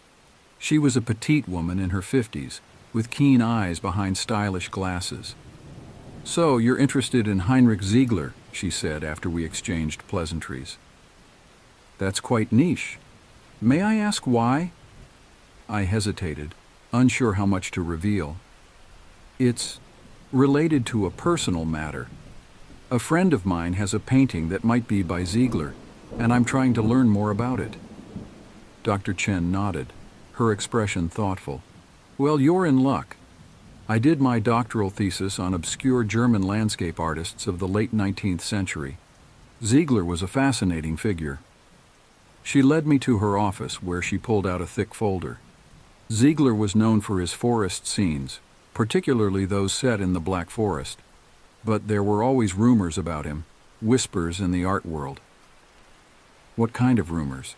I asked, leaning forward. Dr. Chen's voice lowered slightly. "There were stories that Ziegler was involved in occult practices. Some even claimed his paintings were more than mere art, that they held some sort of power. Of course, this was likely just sensationalism, a way to drum up interest in his work." She showed me some reproductions of Ziegler's known paintings. They were indeed atmospheric, with dense forests and often a solitary cabin or figure. "The thing is," Dr. Chen continued, "Ziegler disappeared in 1888. He went into the Black Forest to paint and was never seen again. It caused quite a stir at the time, and only fueled the mysterious aura around his work. I felt a chill run down my spine. The parallels to Ethan's disappearance were unsettling. Dr. Chen, do you know if any of Ziegler's paintings have ever been associated with strange occurrences? She gave me a sharp look. There have been stories over the years. Owners reporting odd experiences, feelings of being watched, but nothing ever substantiated. Why do you ask? I shook my head. Just curious. Thank you for your time, Dr. Chen. This has been very helpful. As I left the gallery, my mind was whirling with new information. The connection between Ziegler's disappearance and Ethan's was too striking to ignore. But I needed to stay grounded, to focus on facts rather than wild speculation. I decided my next step would be to try and trace the provenance of Ethan's painting. Where had he really gotten it? And who had owned it before him? As I drove back to my hotel, I couldn't shake the feeling that I was only scratching the surface of a much deeper mystery. The rational part of my mind insisted there had to be a logical explanation for everything. But another part, a part I was trying hard to ignore, whispered that I was stepping into something far beyond my understanding. Whatever the truth was, I knew I couldn't walk away now. Ethan was still missing, and I was perhaps the only person truly looking for him. I had to keep going, wherever this strange path might lead. The following days were a blur of research and phone calls. I had taken a leave of absence from work, explaining the situation to my understanding boss. Finding Ethan had become my sole focus. I started by trying to trace the painting's origins. Ethan had mentioned finding it at a yard sale, but given everything else, I wasn't sure if I could trust that information. I spent hours combing through local social media groups and online marketplaces, looking for any mention of art sales in the area over the past few months. My search led me to a promising lead, an estate sale that had taken place about 3 months ago, just a few blocks from Ethan's house. The deceased owner, Margaret Klein, had been an avid art collector. I managed to get in touch with Margaret's daughter, Sarah, who agreed to meet me for coffee. As we sat in a quiet cafe, Sarah's eyes widened when I showed her a photo of the painting from Ethan's room. Yes, that was my mother's, she confirmed. I remember it well.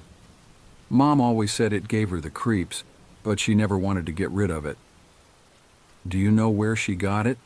I asked, trying to keep the eagerness out of my voice. Sarah shook her head. Not exactly. It was in our family for generations. There was some story about my great-grandfather acquiring it in Germany, but I don't know the details. I pressed gently for more information, and Sarah promised to look through her mother's papers for any documentation related to the painting. As I left the cafe, I felt a mix of excitement and frustration. I was making progress, but each answer seemed to lead to more questions. Back at my hotel, I received a call from Officer Martinez. We've managed to locate Mr. Sullivan's sister, he informed me. Her name is Rachel Sullivan. She lives in Oregon and hasn't had contact with Ethan in years. We're arranging for her to come here next week. This news hit me hard. How could I have not known Ethan had a sister? What else didn't I know about my friend? The next day, I decided to revisit Ethan's neighborhood. I spent hours going door to door, talking to his neighbors, showing them photos of Ethan and the painting, asking if they had noticed anything unusual lately. Most of the conversations were dead ends, but one elderly neighbor, Mr. Grayson, provided an interesting tidbit. You know, he said, squinting at me, I used to see Ethan out in his yard all the time, always waving, always friendly. But about a month ago, that all stopped. Curtains were always drawn. When I did see him, he looked different, pale, distracted. I figured he was just going through something personal. As I thanked Mr. Grayson and turned to leave, he called out, "Oh, and there was that van." I turned back. "Van?" He nodded. "Yeah, about 2 weeks ago. Big white van, no markings, parked outside Ethan's house for hours. I assumed he was having some work done, but I never saw anyone go in or out." I jotted down this information, my mind racing. Could this van be connected to Ethan's disappearance? Or was it just a coincidence? That evening, I received an email from Sarah Klein. She had found an old journal belonging to her great-grandfather, Wilhelm Klein. Attached were scanned pages, along with a note. I think you'll find this interesting. Please let me know if you need anything translated. The journal was in German, but even with my limited knowledge of the language, one name jumped out at me: Heinrich Ziegler. My heart pounding, I immediately began running the text through an online translator. As I read the roughly translated passages, a chill ran down my spine. Wilhelm Klein had indeed acquired the painting directly from Ziegler, just months before the artist's disappearance. But it was the description of their meeting that caught my attention. Ziegler was not as I expected. His eyes were sunken, his manner distracted. He spoke of his work as if it were alive, insisting that I understand the responsibility that came with owning one of his paintings. I assumed it was merely artistic eccentricity, but now I am not so sure. Since bringing the painting home, I have been plagued by strange dreams and a constant feeling of being watched. The entry ended abruptly there. I sat back, my mind whirling. The parallels to Ethan's behavior were striking, but I forced myself to remain skeptical. This could all be coincidence, or my stressed mind making connections that weren't really there. I decided to sleep on it and approach everything with fresh eyes in the morning. But as I lay in bed that night, I couldn't shake the feeling that I was on the verge of uncovering something big, something that might finally lead me to Ethan, but also something that might be far more dangerous than I had initially imagined. As I drifted off to sleep, one question kept repeating in my mind: how far was I willing to go to find the truth? The next morning I woke up determined to approach the investigation with a clear, logical mind. I decided to focus on concrete facts and verifiable information, pushing aside the more fantastical elements that had begun to creep into my thoughts. My first stop was the local library, where I spent hours poring over old newspapers and town records. I was looking for any historical incidents that might be connected to the painting or to similar disappearances. As I searched, a pattern began to emerge. Every few decades, there were reports of unexplained disappearances in the area. They were often dismissed as people running away from their lives or tragic accidents, but the similarities were striking. In many cases, the missing persons were described as becoming increasingly reclusive and paranoid in the weeks leading up to their disappearances. I was so engrossed in my research that I almost missed a call from Officer Martinez. "We've got a development," he said, his voice tense. "Rachel Sullivan arrived early. She's at the station now, and she's asking to speak with you." I rushed to the police station, my mind racing. When I arrived, I was led to a small conference room where a woman in her early 40s sat, her hands clasped tightly on the table. She looked up as I entered, and I was struck by how much her eyes resembled Ethan's. "You're Josh?" she asked. I nodded, taking a seat across from her. Rachel took a deep breath. "I need to tell you something about Ethan, about our family. It's not easy to talk about." Over the next hour, Rachel unfolded a story that filled in many of the gaps I'd been struggling with. The Sullivan family, she explained, had a history of mental illness. Their father had suffered from severe paranoid delusions, which had ultimately led to his early death. Ethan had shown signs of similar issues in his late teens. "I tried to stay in touch to make sure he was taking his medication," Rachel said, her voice breaking. "But Ethan was always so independent. He didn't want to be monitored. We had a big fight about it a few years ago, and that's when we lost touch." As she spoke, pieces of the puzzle began to fall into place. Ethan's increasing isolation, his paranoid ramblings about the painting, even his reluctance to talk about his family, it all made a terrible kind of sense. "When the police called me," Rachel continued, "I feared the worst. But then they mentioned the painting and, well, it brought back memories." She explained that their father had owned a similar painting, which he claimed was alive and watching him. In one of his more severe episodes, he had destroyed the painting and then disappeared for several days. When he was found, he had no memory of what had happened. As I listened to Rachel's story, I felt a mix of relief and sadness. The mystery was unraveling, but the truth was far more mundane and tragic than I had imagined. With this new information, the police intensified their search efforts. They began to look into local psychiatric facilities and homeless shelters, places they hadn't considered before. 3 days later, we got the call we'd been waiting for. Ethan had been found, disoriented and malnourished, in a small town about 50 miles away. He had apparently been wandering for weeks, his mind lost in delusions. The reunion at the hospital was bittersweet. Ethan was alive, but he was not the friend I remembered. His eyes were vacant, his words disjointed. The doctors explained that with proper treatment, there was hope for improvement, but it would be a long road. As for the painting, it turned out to be nothing more than an old artwork, valuable perhaps, but certainly not supernatural. The coincidences and connections I had discovered were just that, coincidences, given weight by my stressed and desperate mind. In the weeks that followed, I helped Rachel sort through Ethan's affairs. We found bottles of untaken medication hidden away in his house, a silent testament to the battle he had been fighting alone. The experience left me with a mix of emotions: relief at having found Ethan, guilt for not having recognized the signs earlier, and a deep sadness for the friend I had effectively lost. It also gave me a new appreciation for the complexities of mental health and the importance of staying connected with those we care about. As I packed up to return home, I took one last look at the painting that had been at the center of this ordeal. In the clear light of day, it was just a landscape.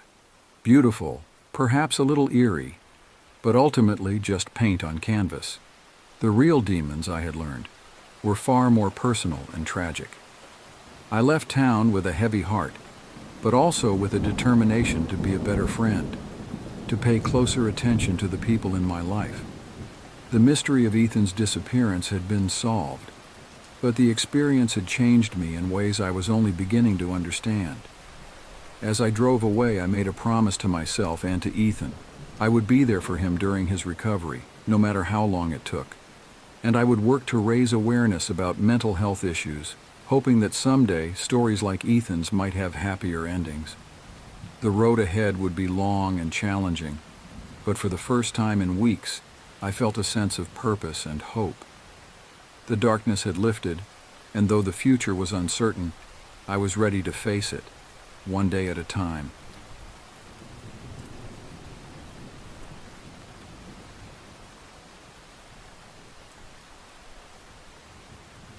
My name is Ethan Cooper, and I've got a story to tell you that'll make your skin crawl. You've probably heard of Bigfoot, the Loch Ness Monster, and other famous cryptids. But I bet you've never heard of the Bighorn Grove pine crawler. Hell, most people haven't even heard of Bighorn Grove itself, a tiny town nestled in the dense forests of the Pacific Northwest. I grew up in Bighorn Grove, a place where everyone knew everyone, and secrets were as scarce as visitors. At least, that's what we thought. Little did we know that our sleepy town harbored a secret so bizarre, so terrifying, that it would change our lives forever. The pine crawler wasn't your average cryptid. It wasn't a humanoid ape-like creature or a prehistoric aquatic beast. No, the pine crawler was something entirely different. Witnesses described it as having a body covered in shaggy, matted fur, reminiscent of an old English sheepdog. But that's where any resemblance to anything normal ended. Its limbs were hairless and scrawny, stretching to twice the length of an average human's. These elongated appendages ended in massive claws, capable of wrapping around entire tree trunks. Perhaps most disturbing was the leathery membrane that stretched between its limbs, similar to a flying squirrel, but on a much larger and more nightmarish scale. Unlike Bigfoot or the Loch Ness Monster, there were no blurry photographs or shaky video footage of the pine crawler. It was said to be nocturnal, using its freakishly long limbs to navigate the treetops with eerie silence. The only visual evidence of its existence were a few crude sketches, based on eyewitness accounts, and a single photograph of a starry night sky above the forest canopy, allegedly taken moments before the creature moved out of frame. The first reported sighting of the pine crawler came in 1971, courtesy of Liam Sullivan, the son of our town's mayor, Garrett Sullivan. Liam and his college buddies claimed to have seen the creature while camping in the woods. Mayor Sullivan had been pushing hard to increase tourism in Bighorn Grove, so naturally, most folks dismissed the sighting as another one of his schemes to put our little town on the map. Over the next decade, reports of pine crawler sightings trickled in from various sources: elderly residents, thrill-seeking teenagers, and the occasional inebriated local stumbling home from the tavern.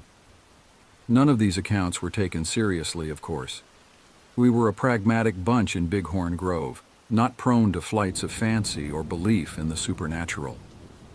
In 1979, Mayor Sullivan, still desperately clinging to his tourism dreams, unveiled a statue of the pine crawler in the town square. It was a garish thing, all awkward angles and exaggerated features. We took to calling it Gary after the mayor, more out of mockery than affection. But everything changed in the early 1980s when the killings began. The first victim was Old Man Jenkins. He had taken his grandson Tommy out to the woods for a hunting lesson. Tommy came back alone, pale and shaking, claiming that something had snatched his grandfather right out of their hunting blind. 2 days later, they found Jenkins's body deep in the forest. His legs were shattered, and the coroner determined he had died of a heart attack shortly after sustaining his injuries. Mayor Sullivan tried to suggest that the pine crawler was responsible, but that only earned him scorn and ridicule from the townsfolk.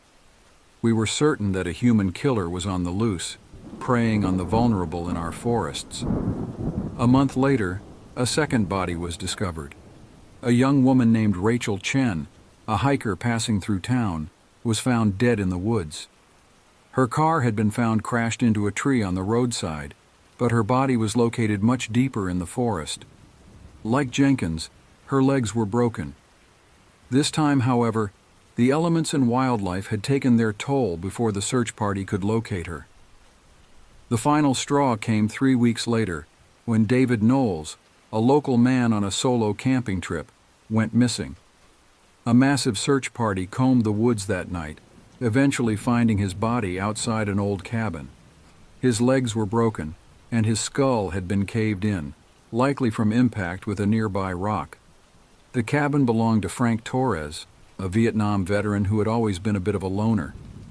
Frank had few friends in town, and his behavior had grown increasingly erratic since returning from the war.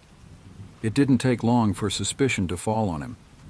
The police chief, whose uncle had been the first victim, was eager to close the case. Mayor Sullivan saw an opportunity to salvage his reputation by catching a killer. And so, despite the protests of the few who knew him well, Frank was arrested and charged with the murders. With Frank behind bars, the pine crawler faded into local legend. Occasionally, someone would claim to have seen something strange in the woods, but these stories were dismissed as the products of overactive imaginations or one too many beers at O'Malley's pub. I left Bighorn Grove after high school, eager to see the world beyond our little corner of the forest. I built a life for myself in Seattle, only returning home for holidays and the occasional family event. But last week I received a call that would bring me back to Bighorn Grove and thrust me into a nightmare I could never have imagined.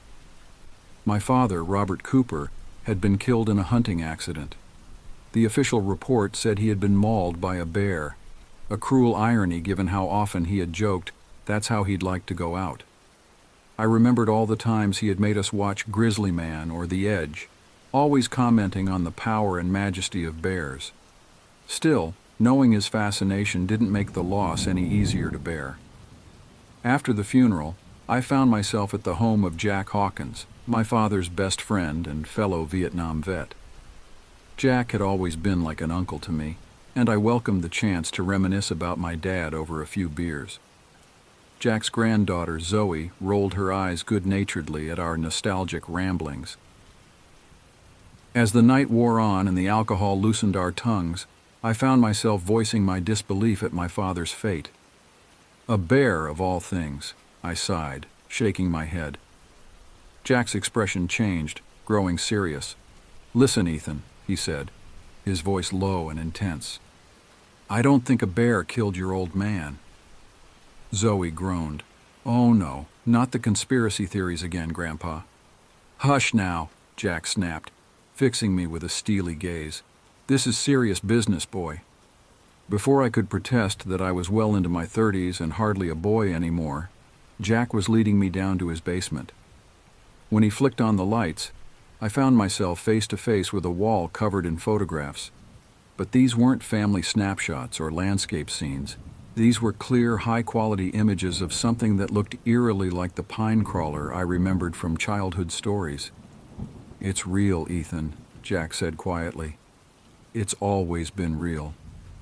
I stared at the photos, my mind struggling to process what I was seeing. "How long have you been collecting these, Jack?" "Your father and I started gathering evidence after Frank got locked up," he explained. "We knew he was innocent, knew it was the pine crawler all along. We've been trying to prove it ever since." "You're saying this thing killed all those people back in the 80s? I asked, my voice barely above a whisper. "Why did it stop?" Jack's theory was chilling in its logic.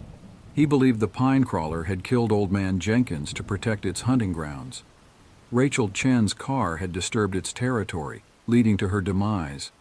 And David Knowles?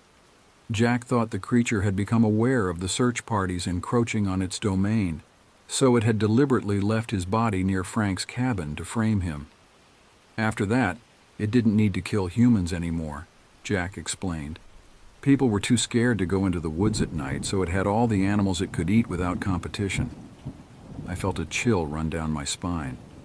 "And you think it killed my dad?" Jack nodded grimly. "In the last few months, we noticed it started taking out other predators. Wolves, mountain lions, even bears. It's like it's clearing the forest of competition. I think that's why it went after your old man while he was hunting." "But why would it do that?" I asked, struggling to make sense of it all. Jack's answer made my blood run cold. "I think it's making the area safe. For its offspring."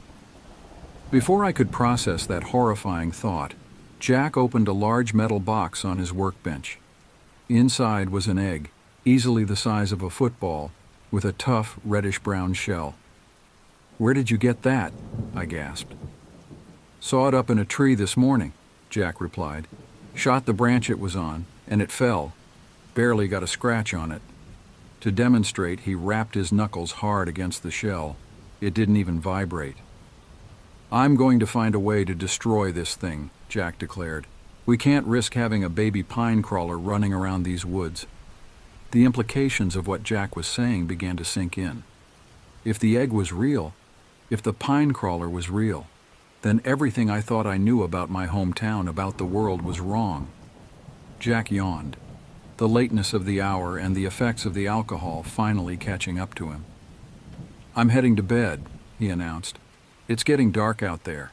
You can use the spare room if you want to crash here tonight." I nodded, grateful for the offer. My mind was reeling from everything I had learned, and I didn't trust myself to drive back to my dad's house. My house now, I supposed. As Jack headed upstairs, I sat down at his desk, determined to write down everything I had learned before sleep could blur the details. I had just finished jotting down the last of my notes when Zoe burst into the basement, her face pale with fear. "Ethan," she gasped, "there's something outside, something big." My heart began to race. It could be a bear, I told myself.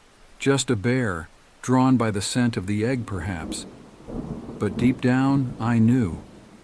I knew what was out there in the darkness. The Bighorn Grove pine crawler was real, and it wanted its egg back. As I write these words, I can hear something moving outside. The scrape of claws against wood, the rustle of leaves in the still night air. Zoe is upstairs trying to wake her grandfather.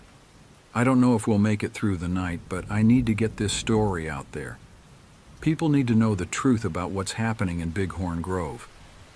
If you're reading this, please, whatever you do, stay away from our town. Stay away from the forests of the Pacific Northwest.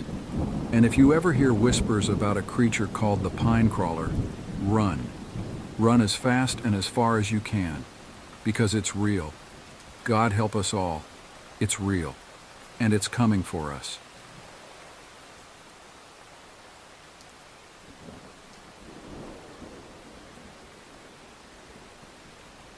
My name is Emily Carter, and I never believed in the supernatural. That is, until I moved to Oakwood Grove. It's a small town nestled in the Appalachian Mountains, the kind of place you'd miss if you blinked while driving through. I came here for a teaching job at the local high school, eager to escape the hustle and bustle of city life. Little did I know that this quaint town harbored secrets that would challenge everything I thought I knew about reality. Oakwood Grove seemed picture perfect at first glance. Charming Victorian houses lined the streets, their facades well maintained despite their age. The town square boasted a clock tower that chimed every hour, its sonorous tones echoing through the valley. The people were friendly, if a bit reserved, always ready with a smile but rarely divulging much about themselves or the town's history. I settled into a small cottage on the outskirts of town, right at the edge of the dense forest that surrounded Oakwood Grove on 3 sides. The rent was surprisingly affordable, and I soon found out why. The previous tenants had all left abruptly, citing various reasons that never quite added up. But I was too enchanted by the quaint charm of the place to pay much attention to local gossip. My first few weeks in Oakwood Grove were uneventful. I threw myself into my new job, getting to know my students and colleagues. The high school was a small, close-knit community, and I quickly felt at home there. But as autumn set in, bringing with it a perpetual mist that clung to the mountains, things began to change. It started with whispers. At first, I thought it was just the wind rustling through the trees outside my cottage. But as the days grew shorter and the nights longer, the whispers became more distinct. They seemed to come from the woods, carrying words in a language I couldn't understand. I tried to rationalize it, telling myself it was just my imagination playing tricks on me. But deep down, I knew something wasn't right. One evening, as I was grading papers, I heard a knock at my door. It was Mrs. Henderson, my elderly neighbor. Her face was pale, her eyes wide with fear. "You've heard them too, haven't you?" she asked without preamble. "The whispers from the woods." I nodded, relieved that I wasn't going crazy, but also terrified by the confirmation that the whispers were real. Mrs. Henderson sighed, her shoulders sagging. "It's starting again," she muttered, "just like it did 30 years ago." "What's starting again?" I asked, my curiosity overcoming my fear. "Mrs. Henderson, what's going on in this town?" She looked at me for a long moment, as if deciding whether or not to trust me. Finally, she spoke. "Oakwood Grove has a history, Miss Carter. A dark history that most folks here would rather forget. But the woods remember. And every so often they remind us." She went on to tell me a tale that sounded more like a horror story than local history. According to Mrs. Henderson, Oakwood Grove was built on land that once belonged to a Native American tribe. The settlers who founded the town had made a deal with the tribe's shaman, promising to respect the sacred grounds in the heart of the forest. But as the town grew, that promise was forgotten. "They built homes where they shouldn't have," Mrs. Henderson said, her voice barely above a whisper. "They cut down trees that had stood for centuries. And then the whispers started." She told me about a series of disappearances that had plagued the town 30 years ago. People vanishing without a trace, always on misty nights when the moon was full. The police had investigated but never found any leads. Eventually, the disappearances stopped as suddenly as they had begun, and the town tried to move on. "But now it's starting again," Mrs. Henderson said, her eyes filled with dread. "The whispers are back, and it's only a matter of time before people start disappearing again."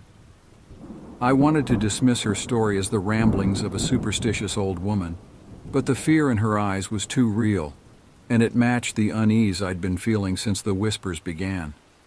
As Mrs. Henderson left, she turned to me one last time. "Be careful, Miss Carter.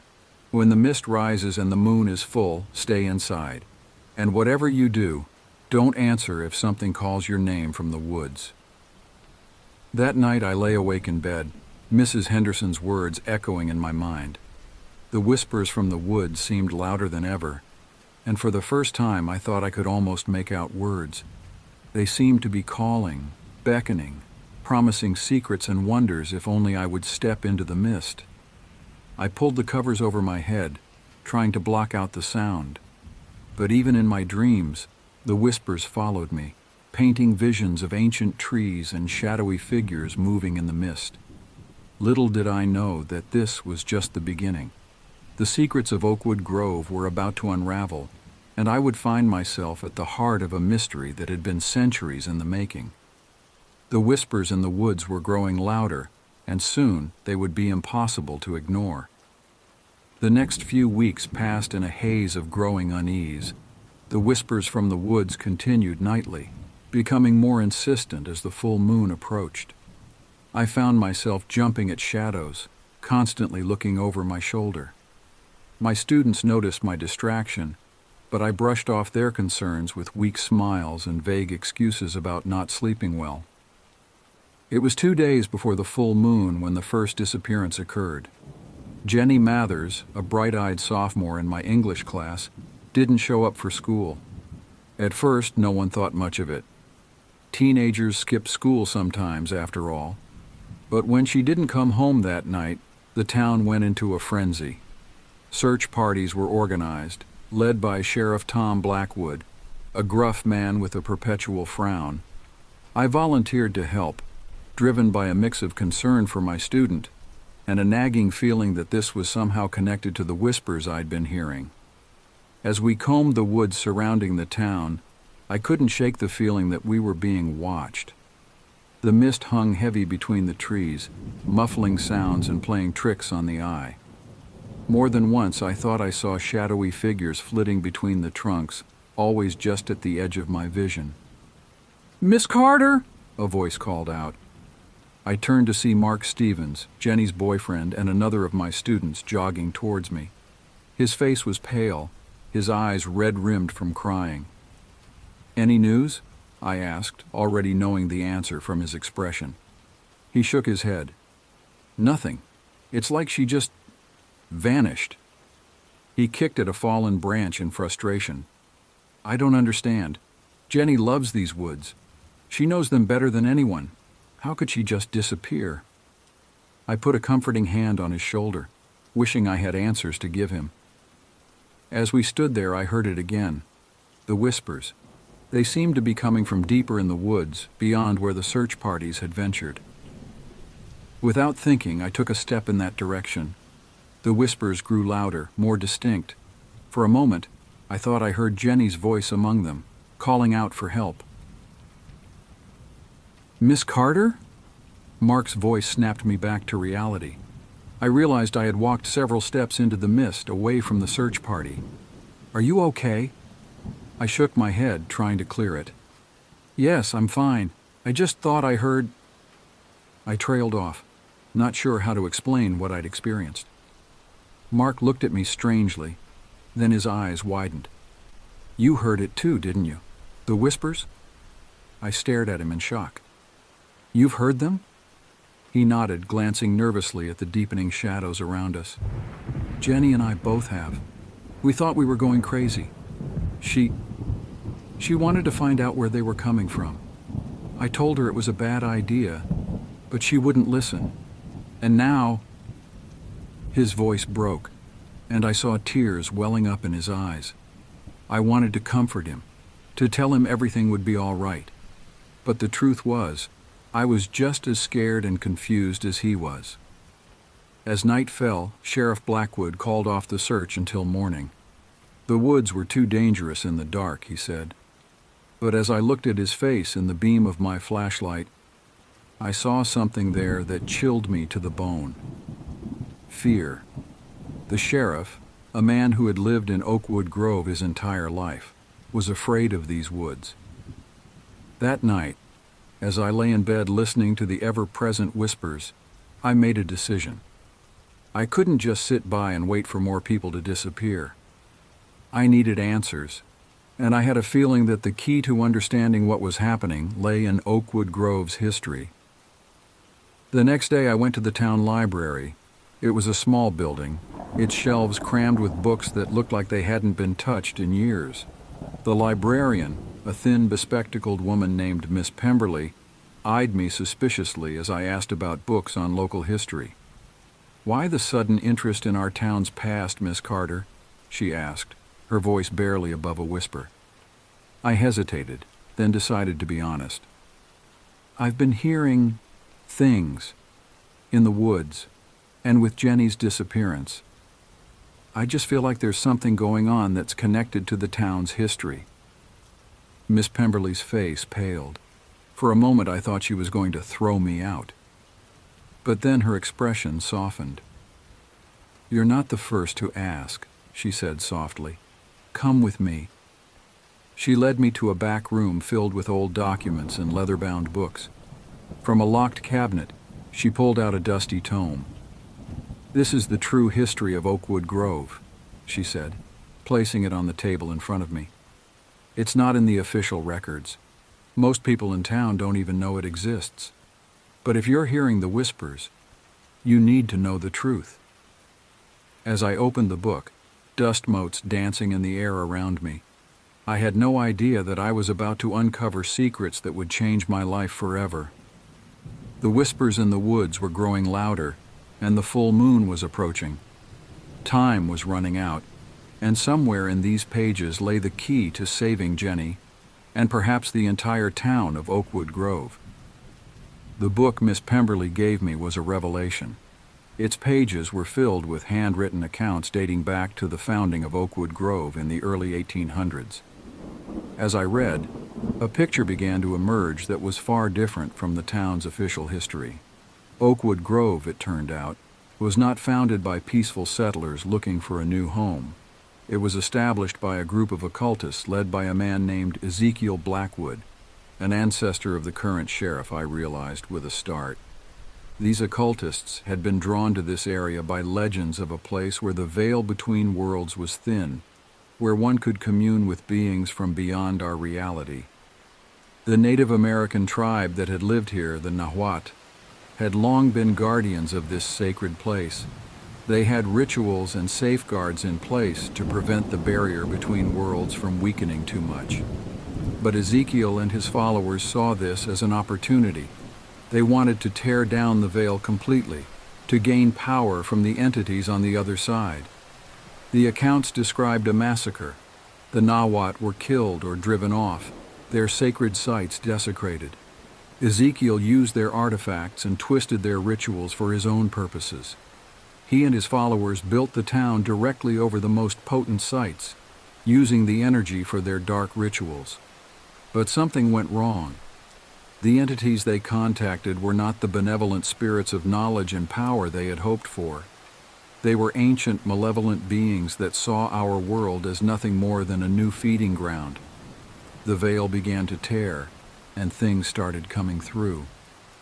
The final entry in the book, dated 1897, was written in a shaky hand. "The whispers have begun again. They call to us from the woods, promising power, knowledge, freedom from mortal constraints. But I know the truth now. I've seen what lies beyond the veil. God forgive us for what we've done. If you're reading this, heed my warning. When the mist rises and the moon is full, bar your doors. Do not listen to the whispers. Do not answer if something calls your name. And above all, do not enter the heart of the woods. What sleeps there must never be awakened." I closed the book, my mind reeling from what I'd read. It seemed impossible, like something out of a horror novel. But it explained so much. The whispers, the disappearances, the town's strange atmosphere of secrets and fear. As I left the library, the sun was setting, painting the sky in shades of red and gold. The mist was already starting to rise from the woods, tendrils of it creeping down the streets of Oakwood Grove. And tomorrow night would be the full moon. I knew what I had to do. I couldn't just sit by with this knowledge while more people disappeared. Jenny was still out there somewhere, and maybe armed with the truth about the town's history, I could find her.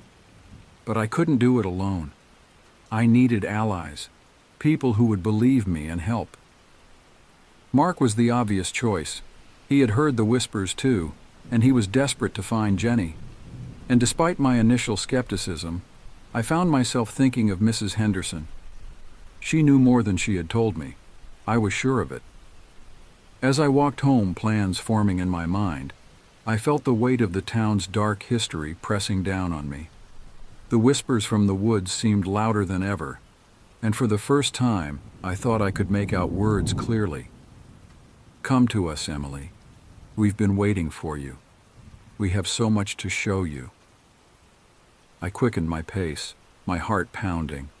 Tomorrow night, under the light of the full moon, I would venture into the heart of the woods.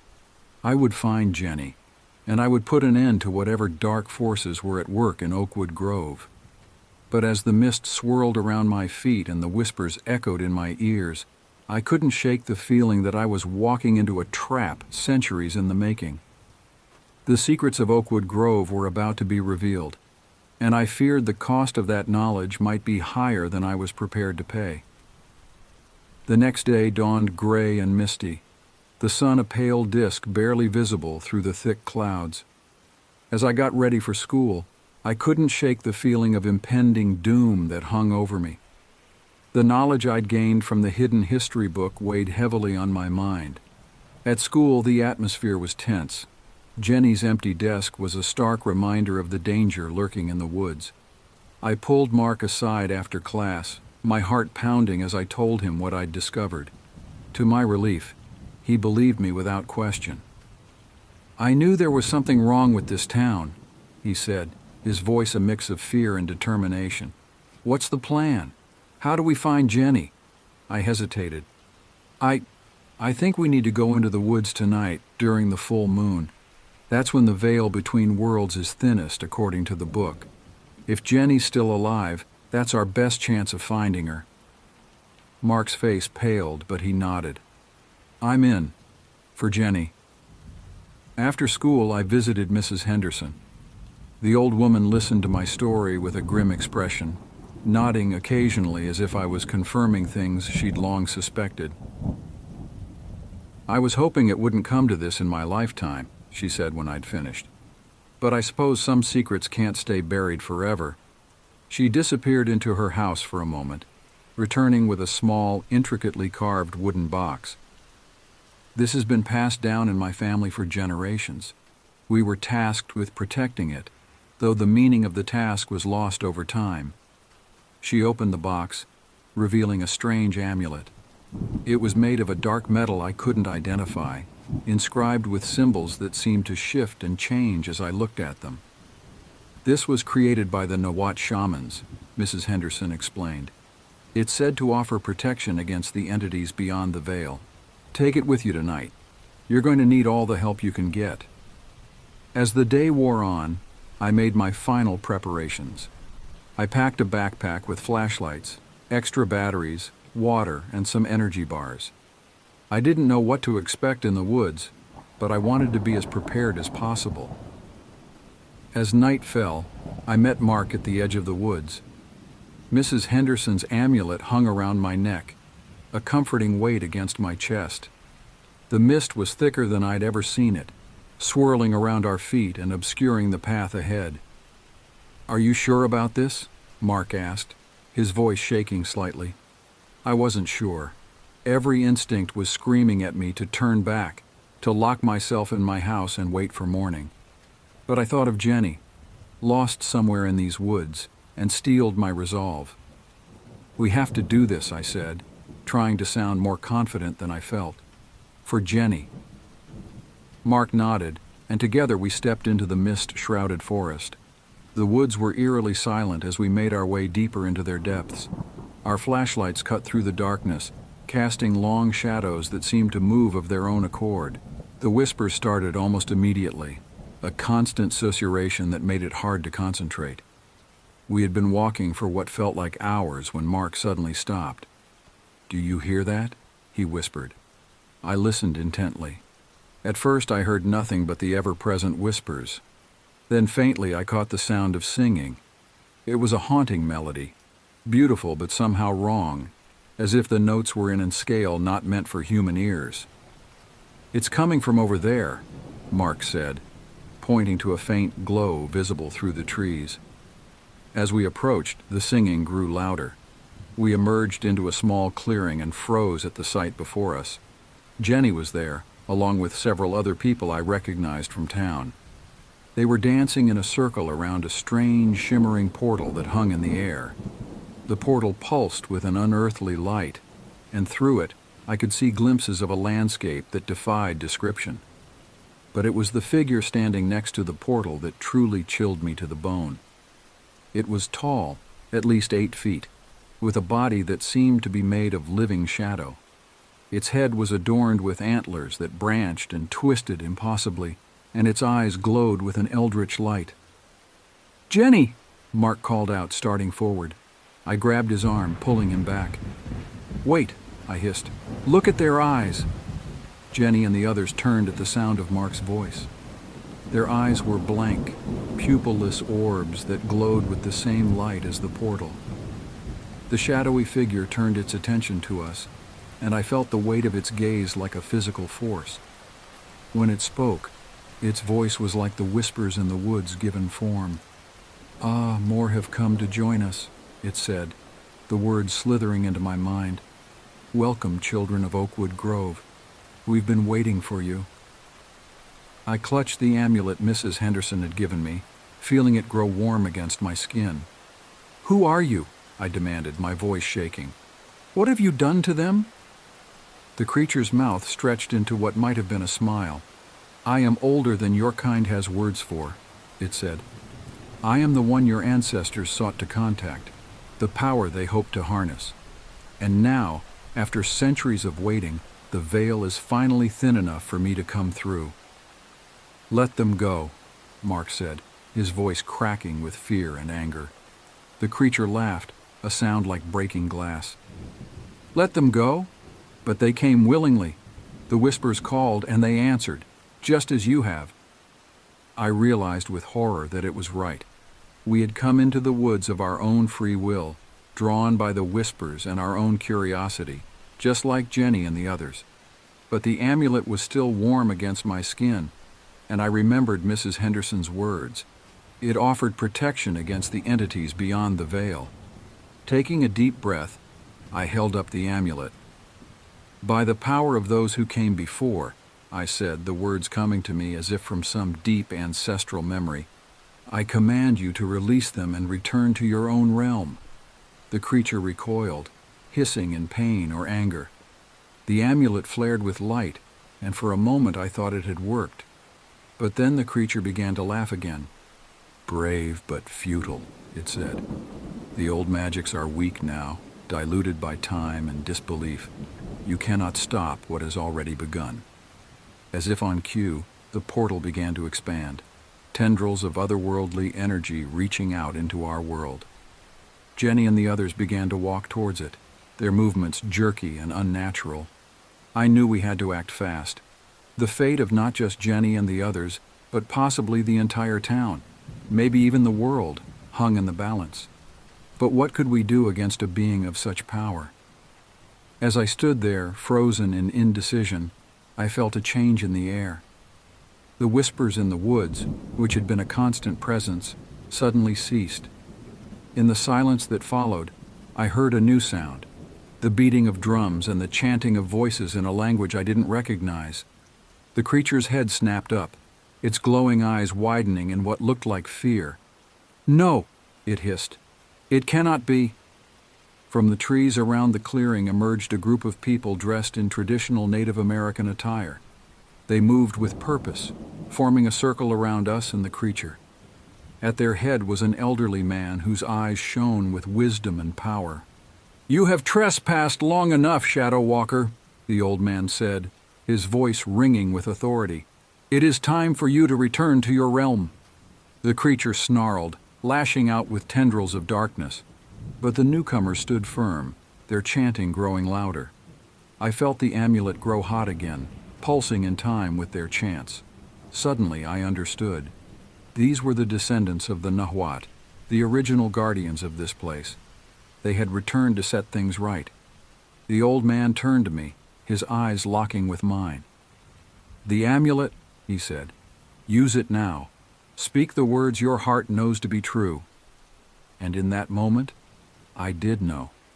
The knowledge flowed through me, as if the spirits of all those who had protected this land were speaking through me. I held up the amulet, its light blazing like a star. "By earth and air, by fire and water," I intoned, my voice stronger than I'd ever heard it. "By all that is and all that will be, I seal this breach. Return, Shadow Walker, to the realm beyond. The veil is restored, and you have no power here." The amulet's light expanded, enveloping the clearing. The portal began to shrink, the creature howling in rage as it was pulled back through. Jenny and the others collapsed to the ground, the unearthly glow fading from their eyes. As the light faded, I found myself on my knees, exhausted but exhilarated. Mark was helping Jenny to her feet, tears of relief streaming down his face. The Nahuat descendants moved among the townspeople, checking on them and offering words of comfort. The old man approached me, a smile crinkling his weathered face. "You have done well," he said, helping me to my feet. "The balance has been restored for now." "For now?" I asked, suddenly afraid. "You mean it could happen again?" He nodded gravely. "The veil will always be thin here. It will need guardians, always. Are you willing to take on that responsibility?" I looked around at the clearing, at Jenny and the others who were slowly coming back to themselves, at Mark, who was watching me with a mixture of awe and gratitude. I thought of Oakwood Grove, of the secrets it held and the dangers it faced. "Yes," I said, feeling the weight of the decision even as I made it. "I'll do it. I'll be a guardian." The old man smiled, clasping my hand. "Then let us begin your training. There is much to learn, and the whispers in the woods never truly fall silent." As we made our way out of the forest, the first light of dawn was breaking over Oakwood Grove. The mist was dissipating, and for the first time since I'd arrived, the air felt clear and clean. I knew that life would never be the same. The veil had been lifted, and I had seen what lay beyond. But I also knew that I was no longer alone. With the wisdom of the Nahuat and the strength of the town behind me, I was ready to face whatever challenges lay ahead. The whispers in the woods might never truly be silenced, but now, at last, I knew how to listen and how to answer. In the years that followed, Oakwood Grove changed. The secrets that had been buried for so long came to light, and the town began to heal from centuries of fear and mistrust. I continued my work as a teacher, but now with an added responsibility. Under the tutelage of the Nahuat elders, I learned the old ways of guarding the veil. Mark and Jenny, forever changed by their experiences, joined me in this sacred duty. Mrs. Henderson passed away peacefully a year after the incident in the woods, but not before sharing all she knew about the town's true history. The hidden book from the library was made public, and the town's dark past became a cautionary tale, a reminder of the importance of respecting the balance between worlds. The whispers in the woods never completely went away, but they no longer held the power to terrify. Instead, they became a reminder of the thin line we walk between realities and the importance of remaining vigilant. Oakwood Grove became known as a place of healing and wisdom. People came from far and wide to learn from the Nahuat and to feel the unique energy of the forest. The town flourished, no longer haunted by its past, but embracing its role as a guardian of ancient secrets. As for me, I found a piece I never knew I was missing. In accepting my role as a guardian, I discovered a connection to the world around me that went deeper than I ever imagined possible. The woods that once terrified me became a second home, a place of power and wonder. Sometimes on quiet nights when the moon is full and the mist rises from the valley, I still hear the whispers. But now I understand them. They are not a threat, but a reminder of the delicate balance we must maintain, the ancient pact between our world and the realms beyond. And so, life goes on in Oakwood Grove. We remain ever watchful, ever ready to defend the Vale. For in this small town nestled in the mountains, the ordinary and the extraordinary walk hand in hand, and the whispers in the woods tell stories of worlds beyond our own, waiting just beyond the Vale.